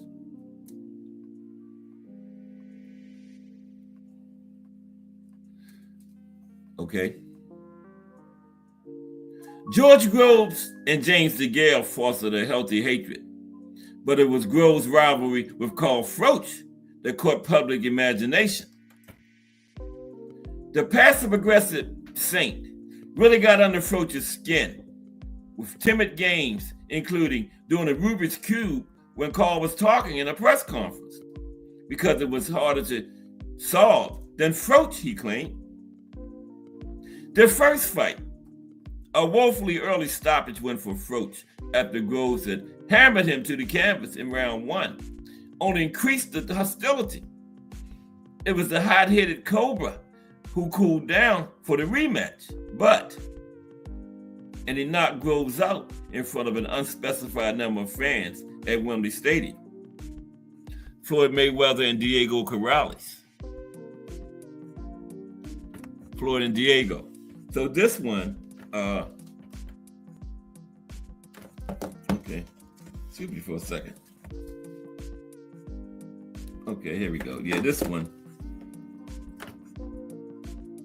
Now, Floyd said, I'm going to beat Chico like the dog that he is for all the battered women out there. Go to Floyd Mayweather before their 2001 fight.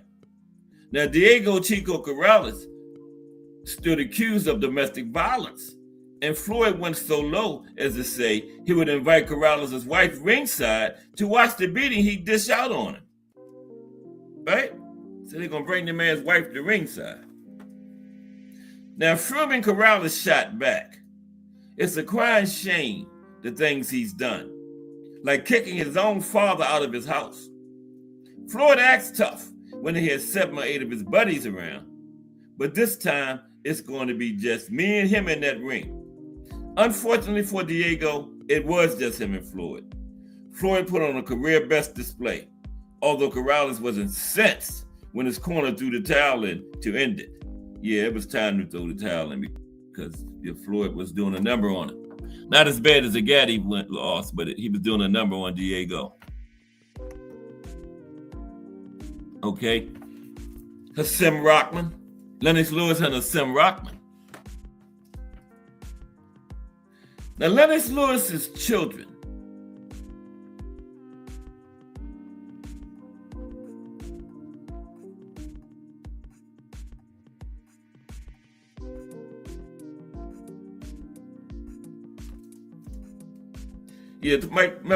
Mike Tyson's threatened to eat Lennox Lewis's children, and it bit Lennox in a pre-fight scrap.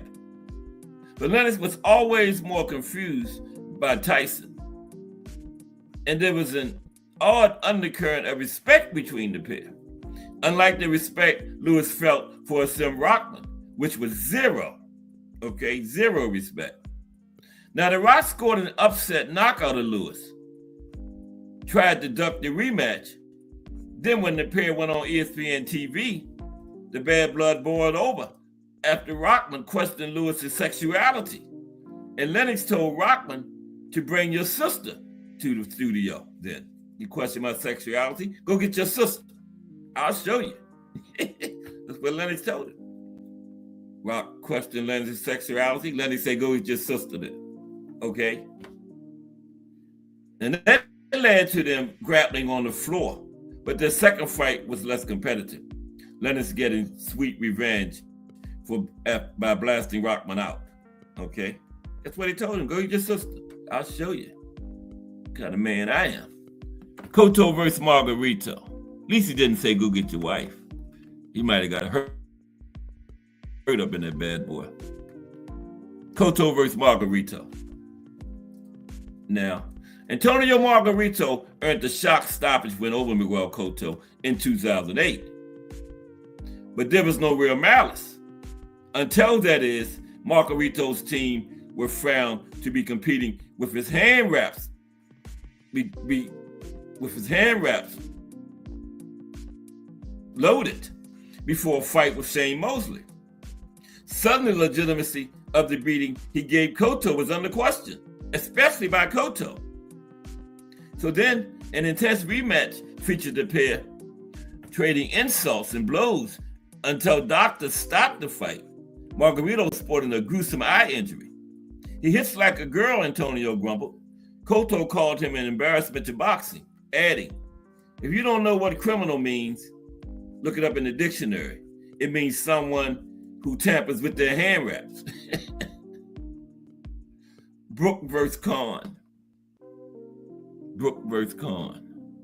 Yeah, go get your sister. That's what Leonard. Okay, Brook versus Khan.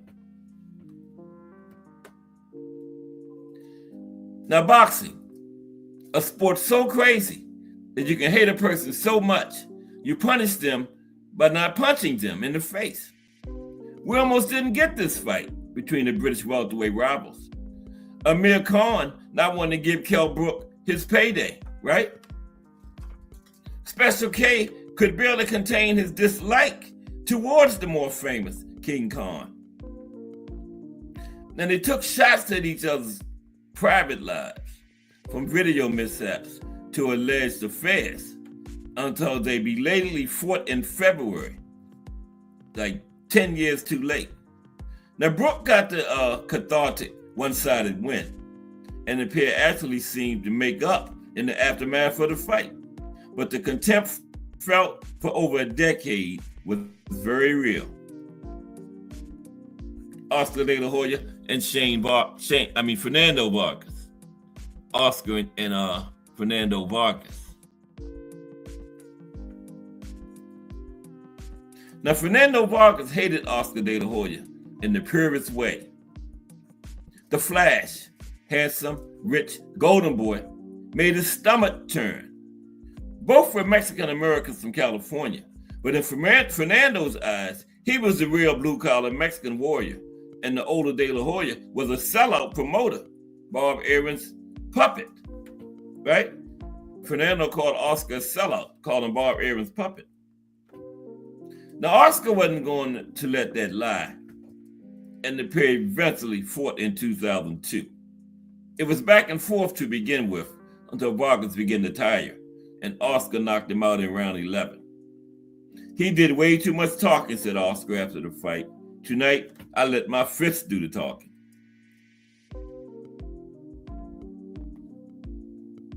Okay, and Canelo and Triple G. Canelo and Triple G. They didn't like each other leading up to that first fight. Oddly, this rivalry was fairly cordial at first, at least before two superb fights, both with controversial decisions.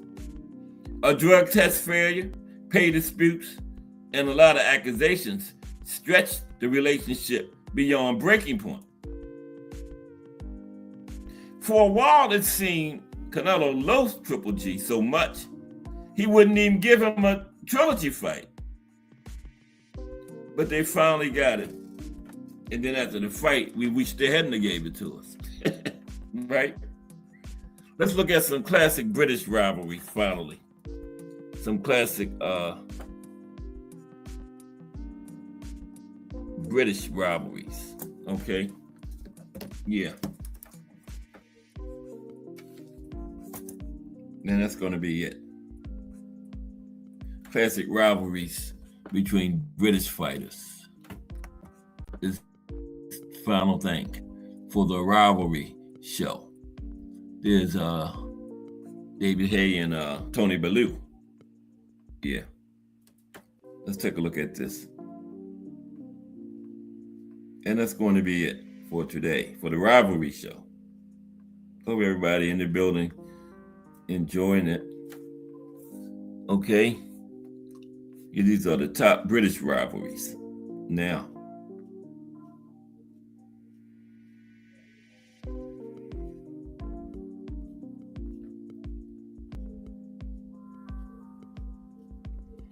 okay, let's take a look.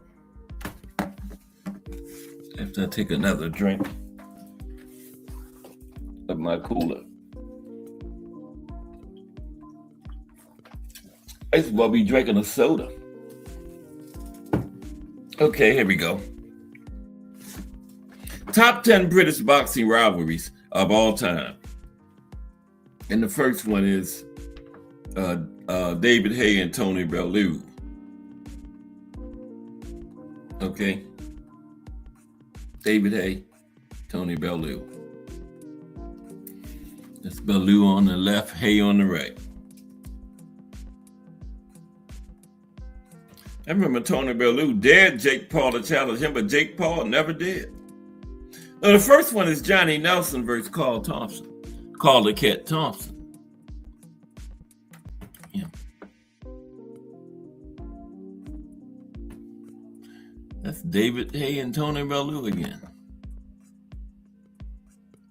Well, British rivalries, okay. I'm going to have a picture of Carl the Cat and Johnny Nelson. And Nelson got under Thunder's skin ahead of his challenge for the WBO Cruiserweight title by interrupting his interview and hinting he was having an affair with his wife. Yeah. Johnny Nelson told David Carl the Cat that he was having an affair with his wife. Quite what influence this had on the fight, who knows? But Nelson won in 5 rounds, and Thompson complained the stoppage was premature. The pair kept bickering between themselves until they retired. Yeah, you never stop a Carl the Cat Thompson's fight because that dude had ways of coming back. So yeah, it was premature. Carl the Cat was never out of a fight. There's David Haye and Tony Bellew. Haye made numerous tasteless threats towards Bellew ahead of their fight, and then lost. Hampered by an Achilles injury, Haye was stopped in 11 rounds. Did all that talking and lost. Yes, he did. Did all that talking and got beat. Okay.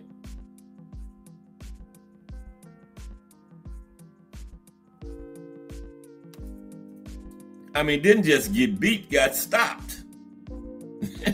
Right? Embarrassing. British rivalries. Lennox Lewis and Frank Bruno. Lennox Lewis and Frank Bruno. There's Lennox with his hand raised. I don't know what Frank doing. Damn. Okay. But Bruno considered Lennox Lewis went too far when they accused him of being an Uncle Tom in the build-up to their fight for Lennox Lewis's WBC heavyweight title at Carter's Arms Park in October 1993. Bruno fought a spirited fight before being stopped in the 7th round. Anthony Joshua versus Dillian White. Joshua versus White.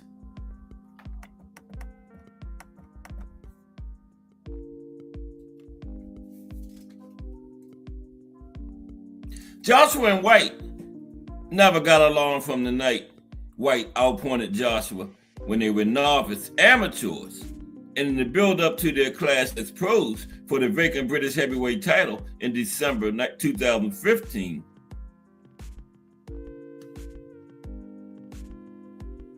Tensions boiled over. During a head-to-head Sky Sports interview at Sky Sports, press conference at Sky Sports to plug the fight, Joshua upset White. White responded, and Joshua leapt to his feet and slammed his fists on the table. Security was quick to intervene, but they didn't get those hands before the fight because security was right there because they knew it was bad blood between them. But Joshua won the fight this time. Dillian White beat him in the amateurs, but Joshua got his revenge at the pro level. I don't think this one ever happened. Ricky Hatton and Junior Witter. Ricky Hatton said Junior Witter was too far below him to give him a fight. Okay? He said Junior Hatton, Witter wasn't worth fighting. The drunk Irishman in the building. Looking at some rivalries today. Drunk Irishman, how are you? Ricky Hatton and Junior Witter. Just got a couple more. But the salute to the drunk Irishman. All the way from Ireland in the building. Okay. British rivalries now. Ricky Hatton versus Junior Witter. Now Hatton disliked Junior Witter so much, he refused to fight him. And given what would have been a career payday for Witter. Okay? It was different though, because I was a ticket seller. Junior wasn't, Hatton said. I was boxing at the Manchester Arena in front of thousands of people, and Junior wasn't. And I found myself in the top 5 in the world.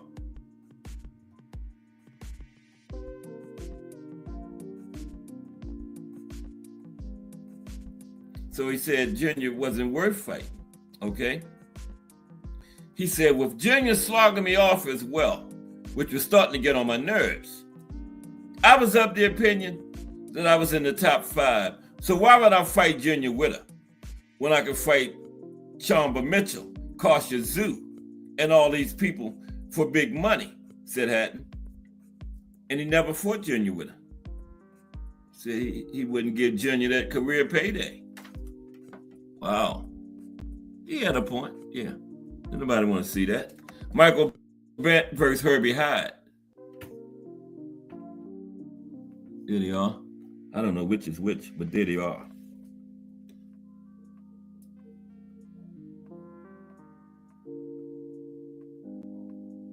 So why did this Bent and Hyde end up scrapping ahead of that WBO heavyweight title fight in March 1994? Now, I was wearing a Millwall hat, remembers Bent, and he slapped it off my head. I thought the wind had blown it off. But I noticed Hyde and the reporters were laughing, so I retaliated. It was a bad decision. Both were fined, and following the fight, Bent spent 4 days in a coma. He made a full recovery and is now a successful actor. Mark Kaler, Earl Christie. This was bad here. Mark Kaler and Earl Christie. There they are. Race, everything was involved in that bad boy rivalry. To a backdrop of racial tension, See there, they getting that ain't even fight time yet. They get ready to throw hands at the press conference. And the officer just standing back there watching. Look, see? Now he want to see it. To a backdrop of racial tension, this pair came to blows ahead of their British middleweight title eliminated in 1985. They clashed at a press conference and again in the car park following the press conference. Took it outside. There was a heavy police presence when they fought at Wembley Stadium. And Kayla won a terrific up and down fight in 8 rounds. Yeah, they threw down at the press conference and then took it outside. Yep. David Hay and Derek Chisora. David Hay, Derek Chisora. Oh, there they go. Now, Hay went to the press conference following the Chisora Vitaly Klitschko fight in February 2012 to ask Klitschko why he had not fulfilled the promise to fight him and ended up scrapping with Chisora. The board banned them both, but that wasn't going to stop Frank Warren. And on a show sanctioned by the Luxembourg Boxing Federation at Upton Park, Hay chinned Chisora in 5 rounds.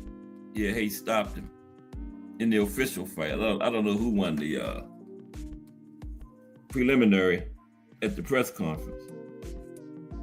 Okay. Yeah, that's all we had for today on the rivalry stage.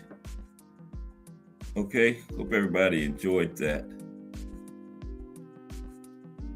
Just some boxing rivalries, that's all. We can't get no rivalries nowadays, so don't nobody fight each other enough. You know, all the potential rivalries don't never happen. A trilogy, we can't even get a damn rematch. Can't get the first fight. A trilogy. There might not ever be another trilogy in boxing history. Just give us one. You know, we ain't even thinking about no trilogies. You can't get these guys to get in there and fight each other one time. A rivalry. You got to fight each other to have a rivalry, right? These guys nowadays, I don't know what the hell's going on with them. Everybody want to be Floyd, but they don't want to put in the work Floyd put in. And Floyd going to be on the line.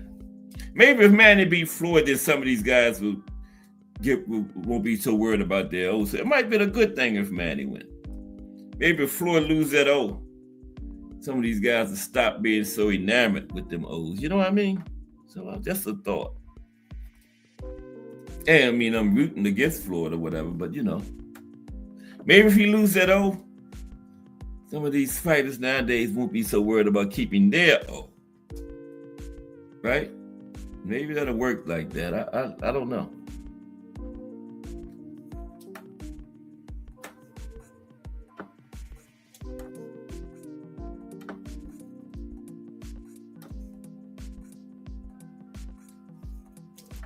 I don't know what's been going on with this link lately, but I'm gonna try it again.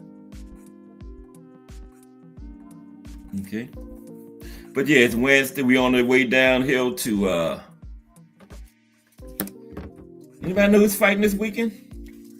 I know. Monster and Big Bang. And the Mexican Monster and Zerto. 4 nice nicknames too. Monster, Inoue, Big Bang Nakatani, the Mexican Monster Benavidez, and Zerto Ramirez. Okay. Then we got Oshaki and Raymond Ford later in the month. And Shakur said if Oshaki get by Raymond Ford, he'll fight him. So I like to see that one. I think Shakur will beat him. I don't even think it'll be that hard, but yeah. Shut everybody up. You know? Yeah. Oshaki got skills, but I don't think he can deal with no Shakur. No way. But I hopefully, if he get past Raymond Ford, then we'll get him in Shakur. Okay. And It's Keyshawn and Nahir Albright coming up too. I don't know if it's this month, but I know that rematch is coming up too soon. And then Boots and Xander in June. That's a few months away. But his schedule is looking good. I had, Argentina, the country for today. Let's take a quick look at Argentina. That's the country for today. Okay, let's take a quick look. I almost forgot about Argentina. Very brief history. And then some fighters, like King Carlos Marzan. Is probably the best fighter from Argentina. Nicolino Loesch, Oscar Bonavena, Marcos Madonna, Brian Castano. Yeah, Castano made that mail money and got out of Dodge. The dollar up against the Argentine money is worth so much. Castano probably was a billionaire after those two Mel fights down there. So he never fought again. Yep. I don't guess he's gonna fight again all this time that went past. Right?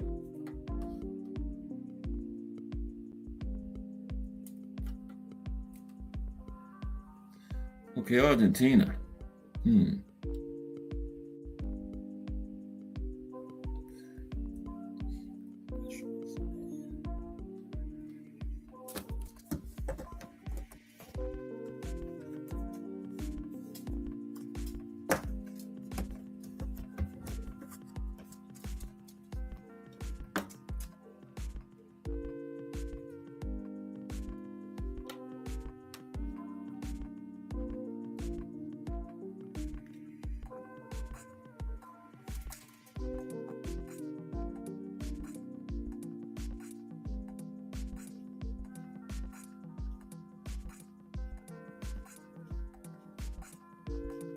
Okay.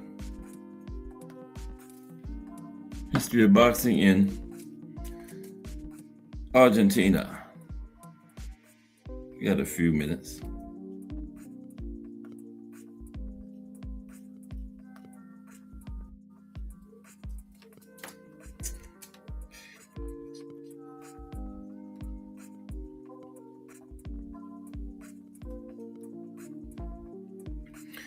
Now, boxing in Argentina is a storied tradition that has produced legendary world champions, with the sport's popularity rivaling soccer during its 20th century peak.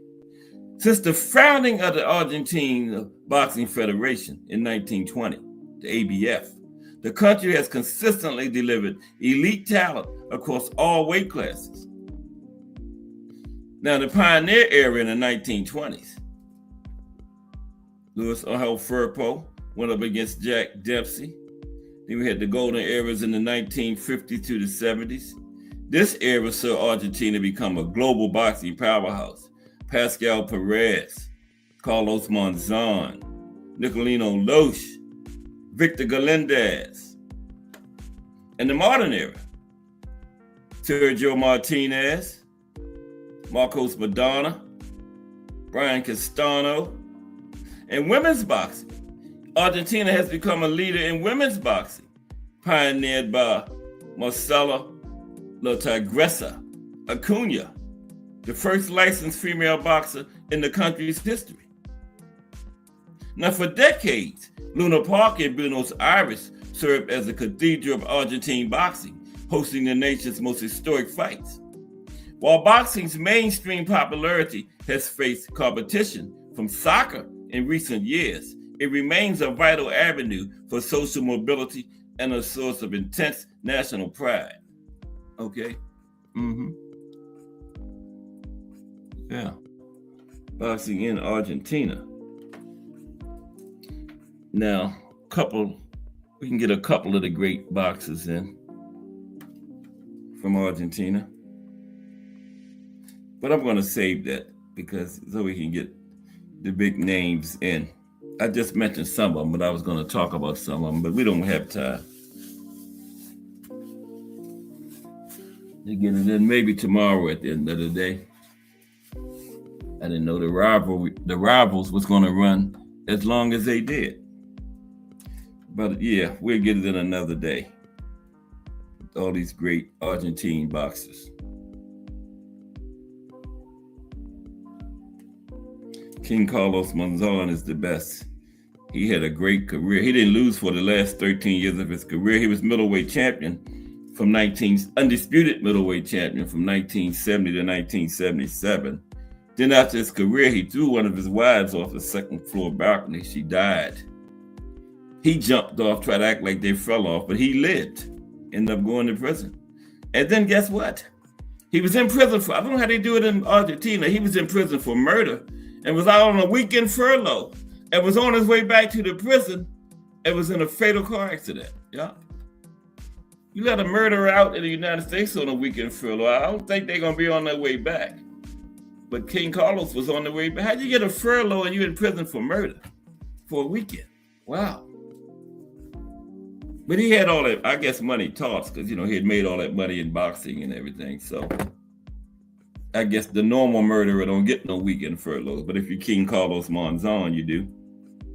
And then he was in a fatal car accident on the way back and died. Yeah. But he had a great boxing career.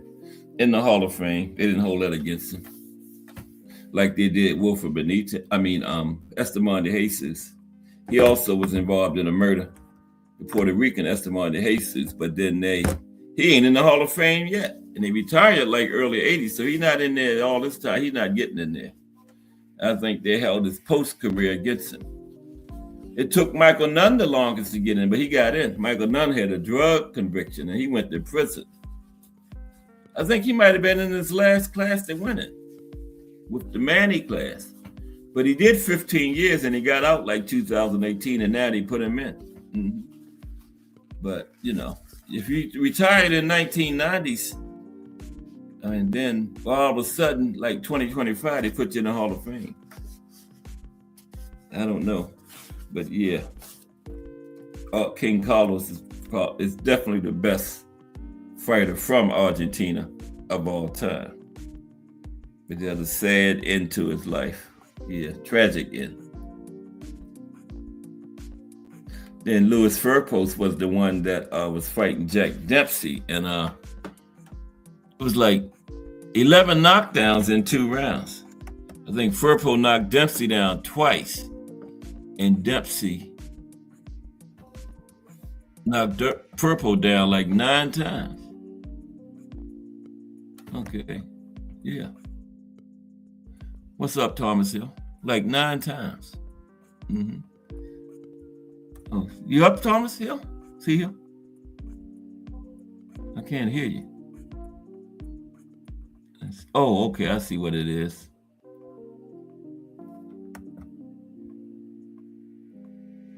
Okay, I don't know what's going on, man.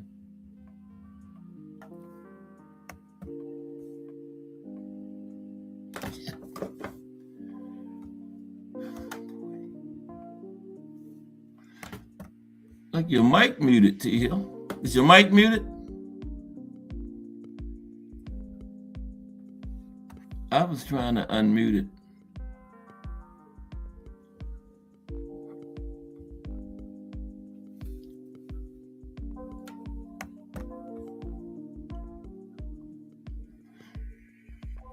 Where's your mic muted, T Hill?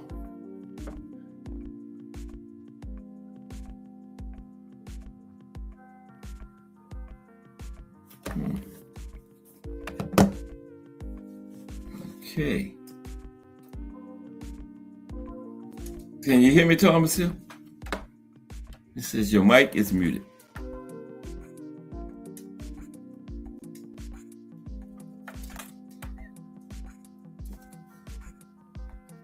Okay, he dropped off. Let's see. Okay, now it's not muted. Okay, I got. We good now. Now all I gotta do is bring the cursor down there.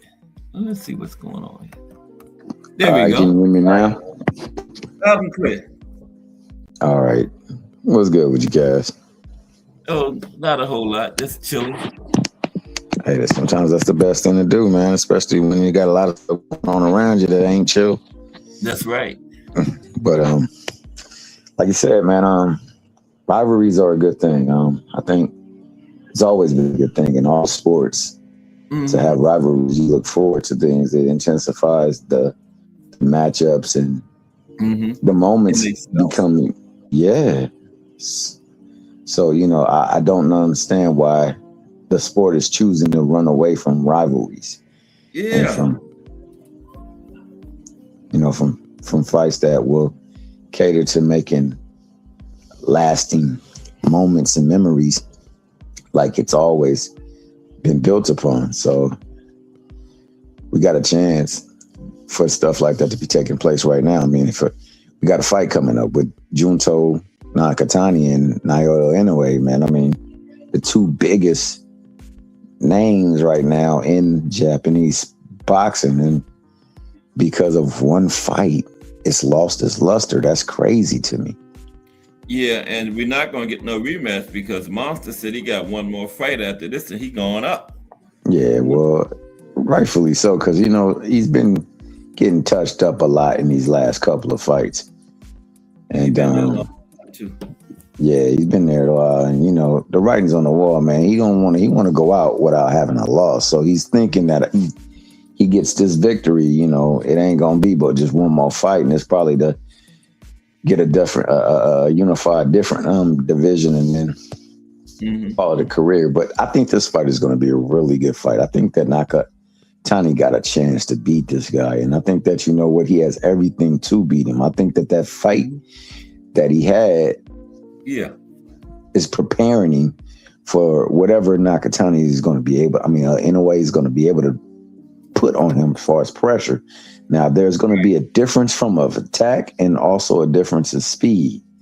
So he's going to have to adjust to that. But pressure and taking shots, he's going to have already dealt with something that's similar to that. So it's a good barometer for him for this fight.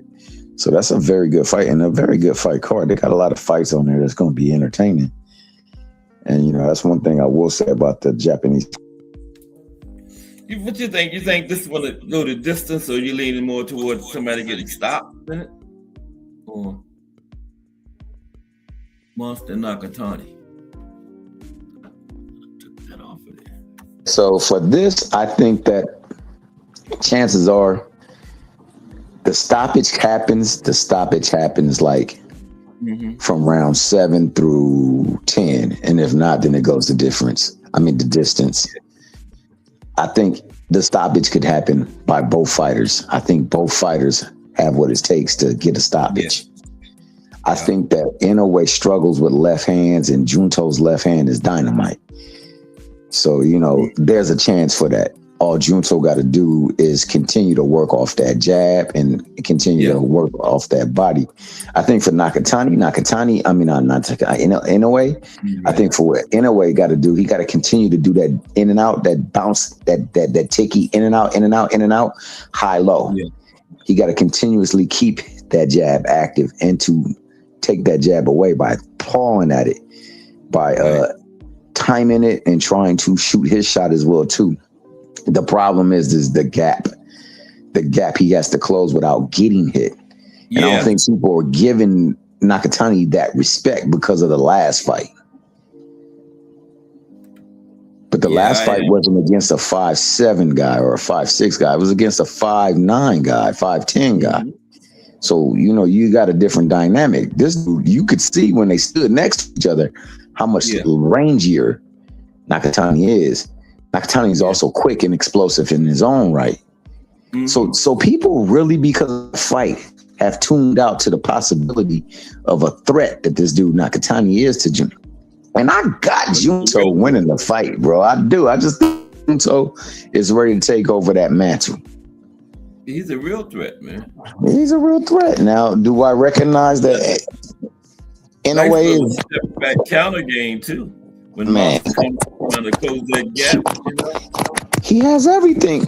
Kaz, if you take a real look at the fight between him and I think it was Gonzalez. What was the guy's name? The last fight, Yeah. Hernandez. Yeah, Hernandez. The damage on Nakatani's face came from a clash of heads. Mm-hmm. When you look at the activity, more activity was by Hernandez when it is Hernandez, right? Yeah. It was later on in the fight. Later on in the fight, he got a lot more active. He was throwing punches at a lot more higher rate, but they weren't all landing. And in the process of doing that, while he was coming forward, he was eating punches. Right. The dude just wasn't going nowhere. He was there to fight and he was there to win. So he was trying to do anything and everything to win. But that don't necessarily mean, like I say, man, John Wooden said it best. He said, never mistake activity for achievement. That's right. You can shoot a whole lot of shots, but if they ain't giving us quality possessions and they ain't going in, what are they doing for us? Just tallying up a stat. Got to be effective activity. Got to be effective, right? So when it's effective, you know. So Kaz, when you saw the fight, what did you see in the ring for real? Yeah. Like Sebastian Hernandez, that was him. Sebastian Hernandez. Reyes. Yeah. Let go over. What did I see? In the last what did you see? I see Nakatani just taking his time and doing what he had to do to win the fight. You know, he won it. You know. Yeah, did you see him look overwhelmed? No, not at all. See, that's what I'm saying, man. I think that along the way, people mistake boxing for something else. He took what he was given, you know, and made it work. I think that you know people like to see things happen a certain way, and if it doesn't happen the way that they believe, then you're not the goods. To me, that fight and the Abdullah Mason Sam Noakes fight showed me more about the people who they talk bad about because of those fights than the people that they trying to praise. It's like, yo, this dude overcame a lot of pressure, a lot of activity, and he held himself composed, and he was tagging him in the process. Like I don't know. I see a different fight, but what I do see is the fact that when pressure and when like somebody that didn't want to go away, that wanted to win was there, they found a way to win, and that's to be commended. Exactly. But we talk. He found a way to win the fight. Yeah. Took what the guy was giving him and he found a way around it and they won it, and we're supposed to commend stuff like that. It showed me more than knocking somebody out in 2 or 3 rounds. When you get a tough opponent like that ain't going nowhere and you still hanging there and you win, That's like football, basketball, or baseball, you being down in the last quarter and you finding a way to come back. Mm-hmm. So even if you looked at it like he was losing the fight, he found a way to come back to win the fight. Mm-hmm. A lot of times people look at things and they misconstrue for what it really is. And I don't do that. A lot of people saying, well, he had all that trouble with this guy. You know, where he going to beat Monster? Styles make fights, though. That's true. To a state within boxing. And to think that, that guy is even on the level of Monster, that's not what I'm saying. But at the same time, he provides something that Monster usually gives his opponents: pressure and volume. And usually they can't overcome pressure and volume of the fighters that Nakatani, Inoue fights. They can't handle it. You have somebody who has dealt with pressure and volume, and they did it in a magnificent way, and it was made to be shamed. And I don't get it. But that being the case, solo fighter bringing pressure, Monster gonna be shorter. That make a difference too. Yeah, that makes a whole lot of difference. And let it be known that that one guy is definitely not Monster. So if Monster does this and it even looks similar, Monster is gonna get the win because of who he is. Right. It's gonna resonate with the judges a little bit different than it does with the other guy, Hernandez. So you're right. You're right about that. So I'm not stupid to that. I'm not blind to that fact neither. But all I'm saying is that it's a fight where he was able to say, you know what, I got to adjust to this, and I got to withstand this. And he did that, and he overcame. And I thought he did himself an admirable job in doing so. Now, yeah, I did too. So now there's the Cerdo and Benavidez fight. I don't know. That's a hard one to call there. I don't even know where to start at. You know. So what I will say is that, you know, that one fight with Vazdik, I think that helps Benavidez to deal with bigger guys. Yeah, I think that was at 75 though, wasn't it? That was at 75, but he clearly was smaller than Vazdik was, and you could see in the fight, because in the fight I started getting fresher and stronger, and you know, he started doing a lot better at the end. But you know, he wasn't in the best of condition in that fight too, and he still was able to do it very well. Mm-hmm. Being able to add pounds, a little difference. 200, you know.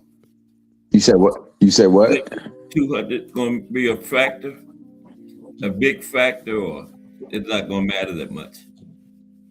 You know, the 25 pounds. He never. No, I think actually it's going to help him. I think help him. Okay. I think Benavidez is a bigger dude anyway, and I think that like he'd be cutting a lot. Mm-hmm. So you know, I think he's going to have even more stamina than normally has. I think that, you know, if adding this weight doesn't affect his speed, it's going to definitely impact his power. So he'll have more pop. And I think that Cerdo is slow. You know what I'm saying? He's very efficient, but he's slow. So it allows for him to scale up and still have a speed advantage over an opponent at a great percentage. So, you know, it should factor in well for him to get his shots off. It's will.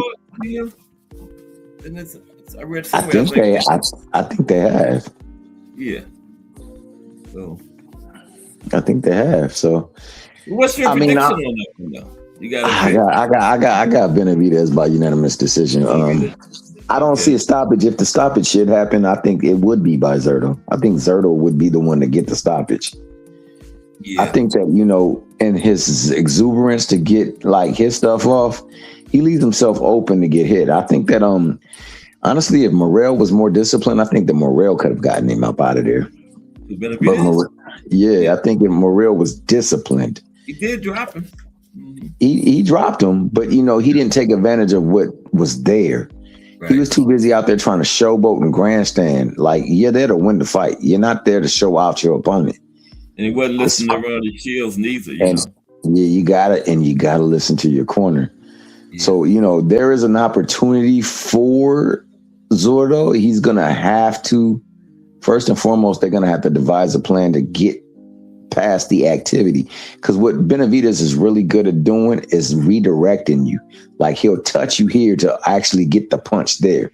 He'll manipulate your guard here to get this punch off. Mm-hmm. He's doing things to give you like illusions and looks. But in the process of doing that, he does do some fundamentally not accepted things that leaves him open. Now, you got to be able to take advantage of that, because if you're not, then he's using that also as the deception to get off some other things. So, you know, he's pretty intricate. And a lot of people don't want to give him his credit because it's not pretty looking. Now, what you just said is why I don't think he'll be able to beat Bivol. Because Bivol going to be able to take advantage of those things. Yeah, Bivol. Well, you know, that's what I'm saying. I mean, if he's healthy, because Bivol's back has been messed up, right? So we got to see if Bivol ever coming back healthy. Beterbiev, like, the only thing that I think separates Beterbiev from them now is the fact that he's aging. And, you know, time ain't on his side. But if this fight would have been with him and it would have been earlier, Beterbiev by destruction. Yeah. That's just that. Because Beterbiev has the ability to make you marginally miss so that he can maximally capitalize. Mm-hmm. And you know, it's not. You say what? The power he got, man. Man, tell me about it. And it's not. Still affecting Bivol in both of those fights. That power, man. Bivol was like, damn. I thought he effectively won both fights. I thought, honestly. Who? Which one? I thought you thought Beterbiev won both. Yeah. I was the other way. You But the thought first Bivol? one at the end, Bivol did his output did go down because he just couldn't take too much more of that power. And Yeah, toward he the got end of the hit. That hit hurt him, and he was like, yeah, "Nah, I ain't trying to get hit cool and clean." right. So The like next he one, did a lot better the second fight with yeah, his activity, but especially at the end, yeah, yep, I just thought that the cleaner, more effective work was being done by better beef, but different this time because it was more and for words activity for better beers in the beginning. But to each his own. I'm not mad because it was a good fight, nonetheless. Both of them. 24 rounds. Yeah. So it is what it is. I think that how he rebounds from that back surgery, and if he will, is a big key in the fact. When you injure your back, that might Yeah. never get the back. Yeah, I saw Larry Bird play with a bad back, man, and he was still tough, but he just wasn't the same. Never was the same. Never. Once it started bothering him, he was like he was still good, but he never was the same. Yeah, it's like Muhammad Ali. He was still good. He just never was the same. Yeah. And a lot of people, say that that's a myth, but I don't believe so, man. I believe that you can lose something, and when you lose something, you never can get it back, but you still can be better than mostly everybody else. Yeah. That thing that separates you from everybody else is no longer at play. So people now have a little bit better shot at knocking you off. It might be the same for Bivol, but I agree with you. If he's healthy, he's able to deal with stuff, and I saw that in that Canelo fight. Like, he was able to take what Canelo does and use it against him. So, yeah, for sure. Yeah, I think healthy. He would be. I think he would be a little bit too much for Benavidez. And then he the only one ever went the distance with Beterbiev, and he did it twice. Nobody else has even ever did it once. So that means something to me, man. Yeah. And speaking of rivalries, man, I want to also shout out what's the name? Amanda Serrano and Katie Taylor. They had a very good series. The third edition wasn't so good because it didn't look good from aesthetics. It looked like people weren't trying to get hit and whatever the case may be. But the first two were absolute classics, and it was big for women's boxing. Mm-hmm. And yes, I hope that you know what I mean. Yeah, that first one was absolute. The first and second, man. The second one was only thing that really impeded that was the fact that old girl kept hitting her with headbutts in that fight, because she had to keep her up off of her head. Like, she gets away with a lot of dirty tactics, bro. Like, a lot of dirty tactics. Yeah, but she's popular like that, where other fighters wouldn't get that kind of treatment. Exactly. Name, exactly. But we got to take into consideration, when it's all said and done, if they were to go anywhere, they would look at her as a certain demographic, and they would look at the other one as a certain demographic. That plays a huge part in things. Yeah, too. But I say that to say this. In the quest of becoming, quote unquote, looking to become the face of women's boxing, Alicia Baumgartner is missing she's got somebody right there that they can make a serious rivalry with in Caroline. And I think she needs to go better about catering to that fact. Yeah. She's just trying to downplay Dubois, she should be playing her up. Yeah, she should be. Exactly. She should be playing her up. All that. She's going about it the wrong way. Exactly. And what she is doing is what she absolutely did not like about Clarissa doing to her. Yes. So that's my biggest problem. Why would you do to another person what you could not stand someone doing to you? Yep. Exactly, man. And why would you try to minimize your maximum earning potential with this fight and a series of fights with her by devaluing her and her work, man. So yeah, that's what I see a lot in boxing from the men's side. It's starting to creep its ugly head over there at the women's side. And casual fans look at that, what Alicia doing, and that devalues the fight to them, you know? Absolutely. Absolutely. They're like, well, she's saying this, I'm not even gonna worry about that fight. Whereas, you know, a hardcore fan knows better, but you know, a casual fan that's hearing what the way she talking about it and everything, they lose interest in it. Exactly. Why would she do that? Like you said, a potentially biggest payday. You got to think about in today's climate, the thing that does well is shorts. So your shorts are compact and they got to be memorable. The short she is leaving is that, you know what? This fight ain't worth nothing. When she should be leaving, you said what, Cass? No, I was agreeing. That's exactly what she's doing. When she should be leaving the short that this fight is everything. You guys need to tune in. Right. Yeah. I felt the same way the last thing I seen her say about it. Like she ain't on my level and blah, blah, blah. I mean, why are you doing that? Don't make sense. Don't make sense. It doesn't. It doesn't make sense at all, man. I never seen a fighter do that. If most fighters would, even if they thought that way, they wouldn't say it. Absolutely. They would be like, I'm looking forward to this fight. She has done this, she's done that, she got the belt, but she's just like downplaying it. Why would you do that? Shouldn't do that. No. And no fighter should. And we need to find a way to get back to promoting the storyline, to building it. It's the thing that glues us to TV screens when it's other things that we look to, whether it be a talk show, a TV show, or a movie. We love a series. That's why X-Men is done with. That's what I was saying during the show to you. These fighters nowadays like running away from rivalries. You know? I don't understand it, Kaz. I don't understand it. Yeah. Me neither. That's the thing that holds the fabric of boxing together. And as far as getting your big purses too. People exactly. People don't love nothing more than a rivalry. Especially if you have one good fight, everybody gonna be ready to tune in for that second one. Exactly. So we need shows like these that cater to the essence of the sport.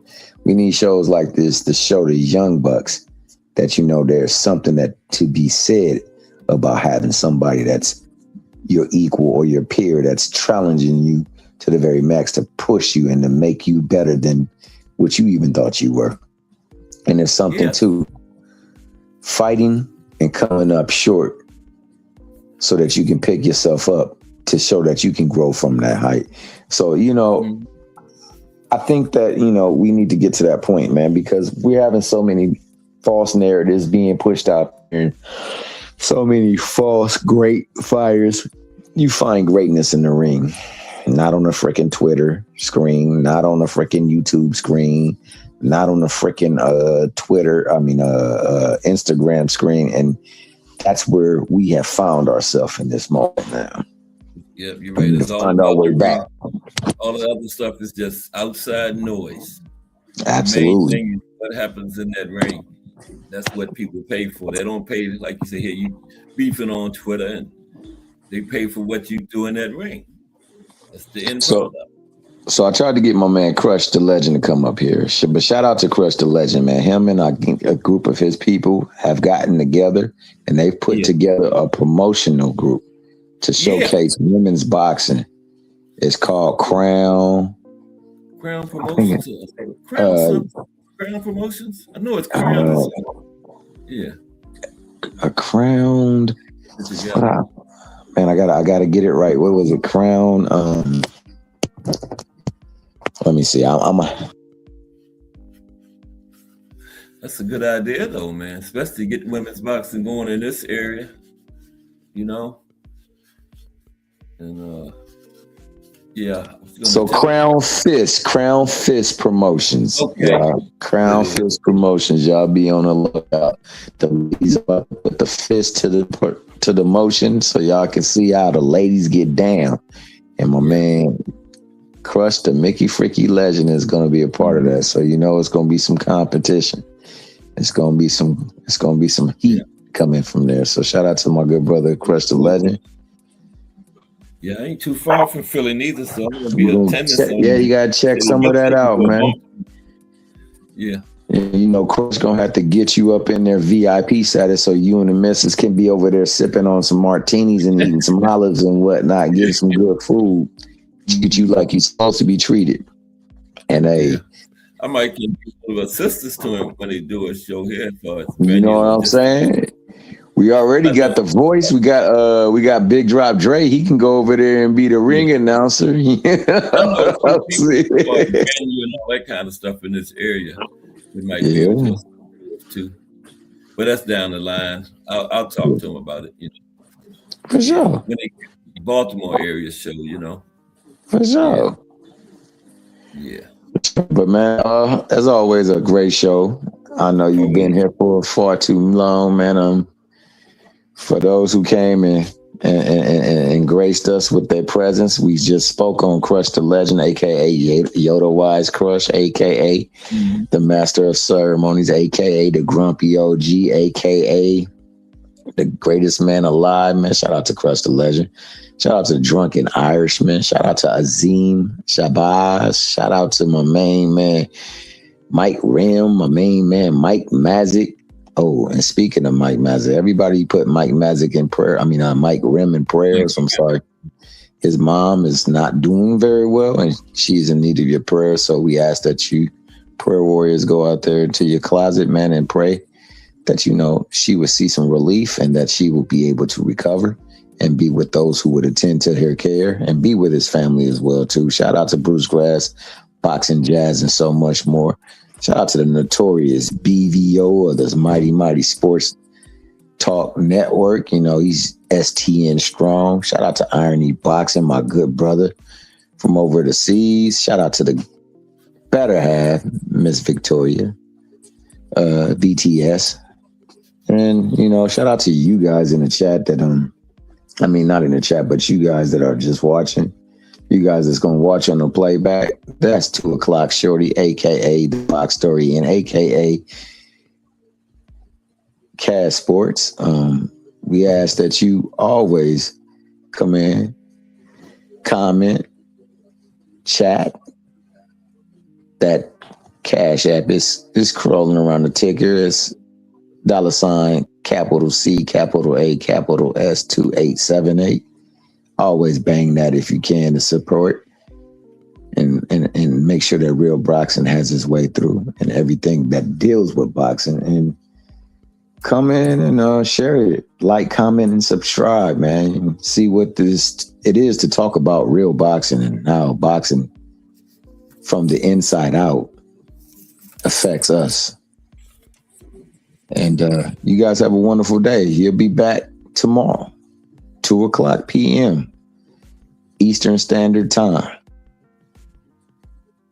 Now you can mosey on over to Just Do Boxing.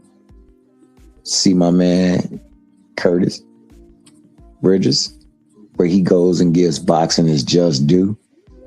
And you can be further entertained. And you guys all be easy and have a blessed day.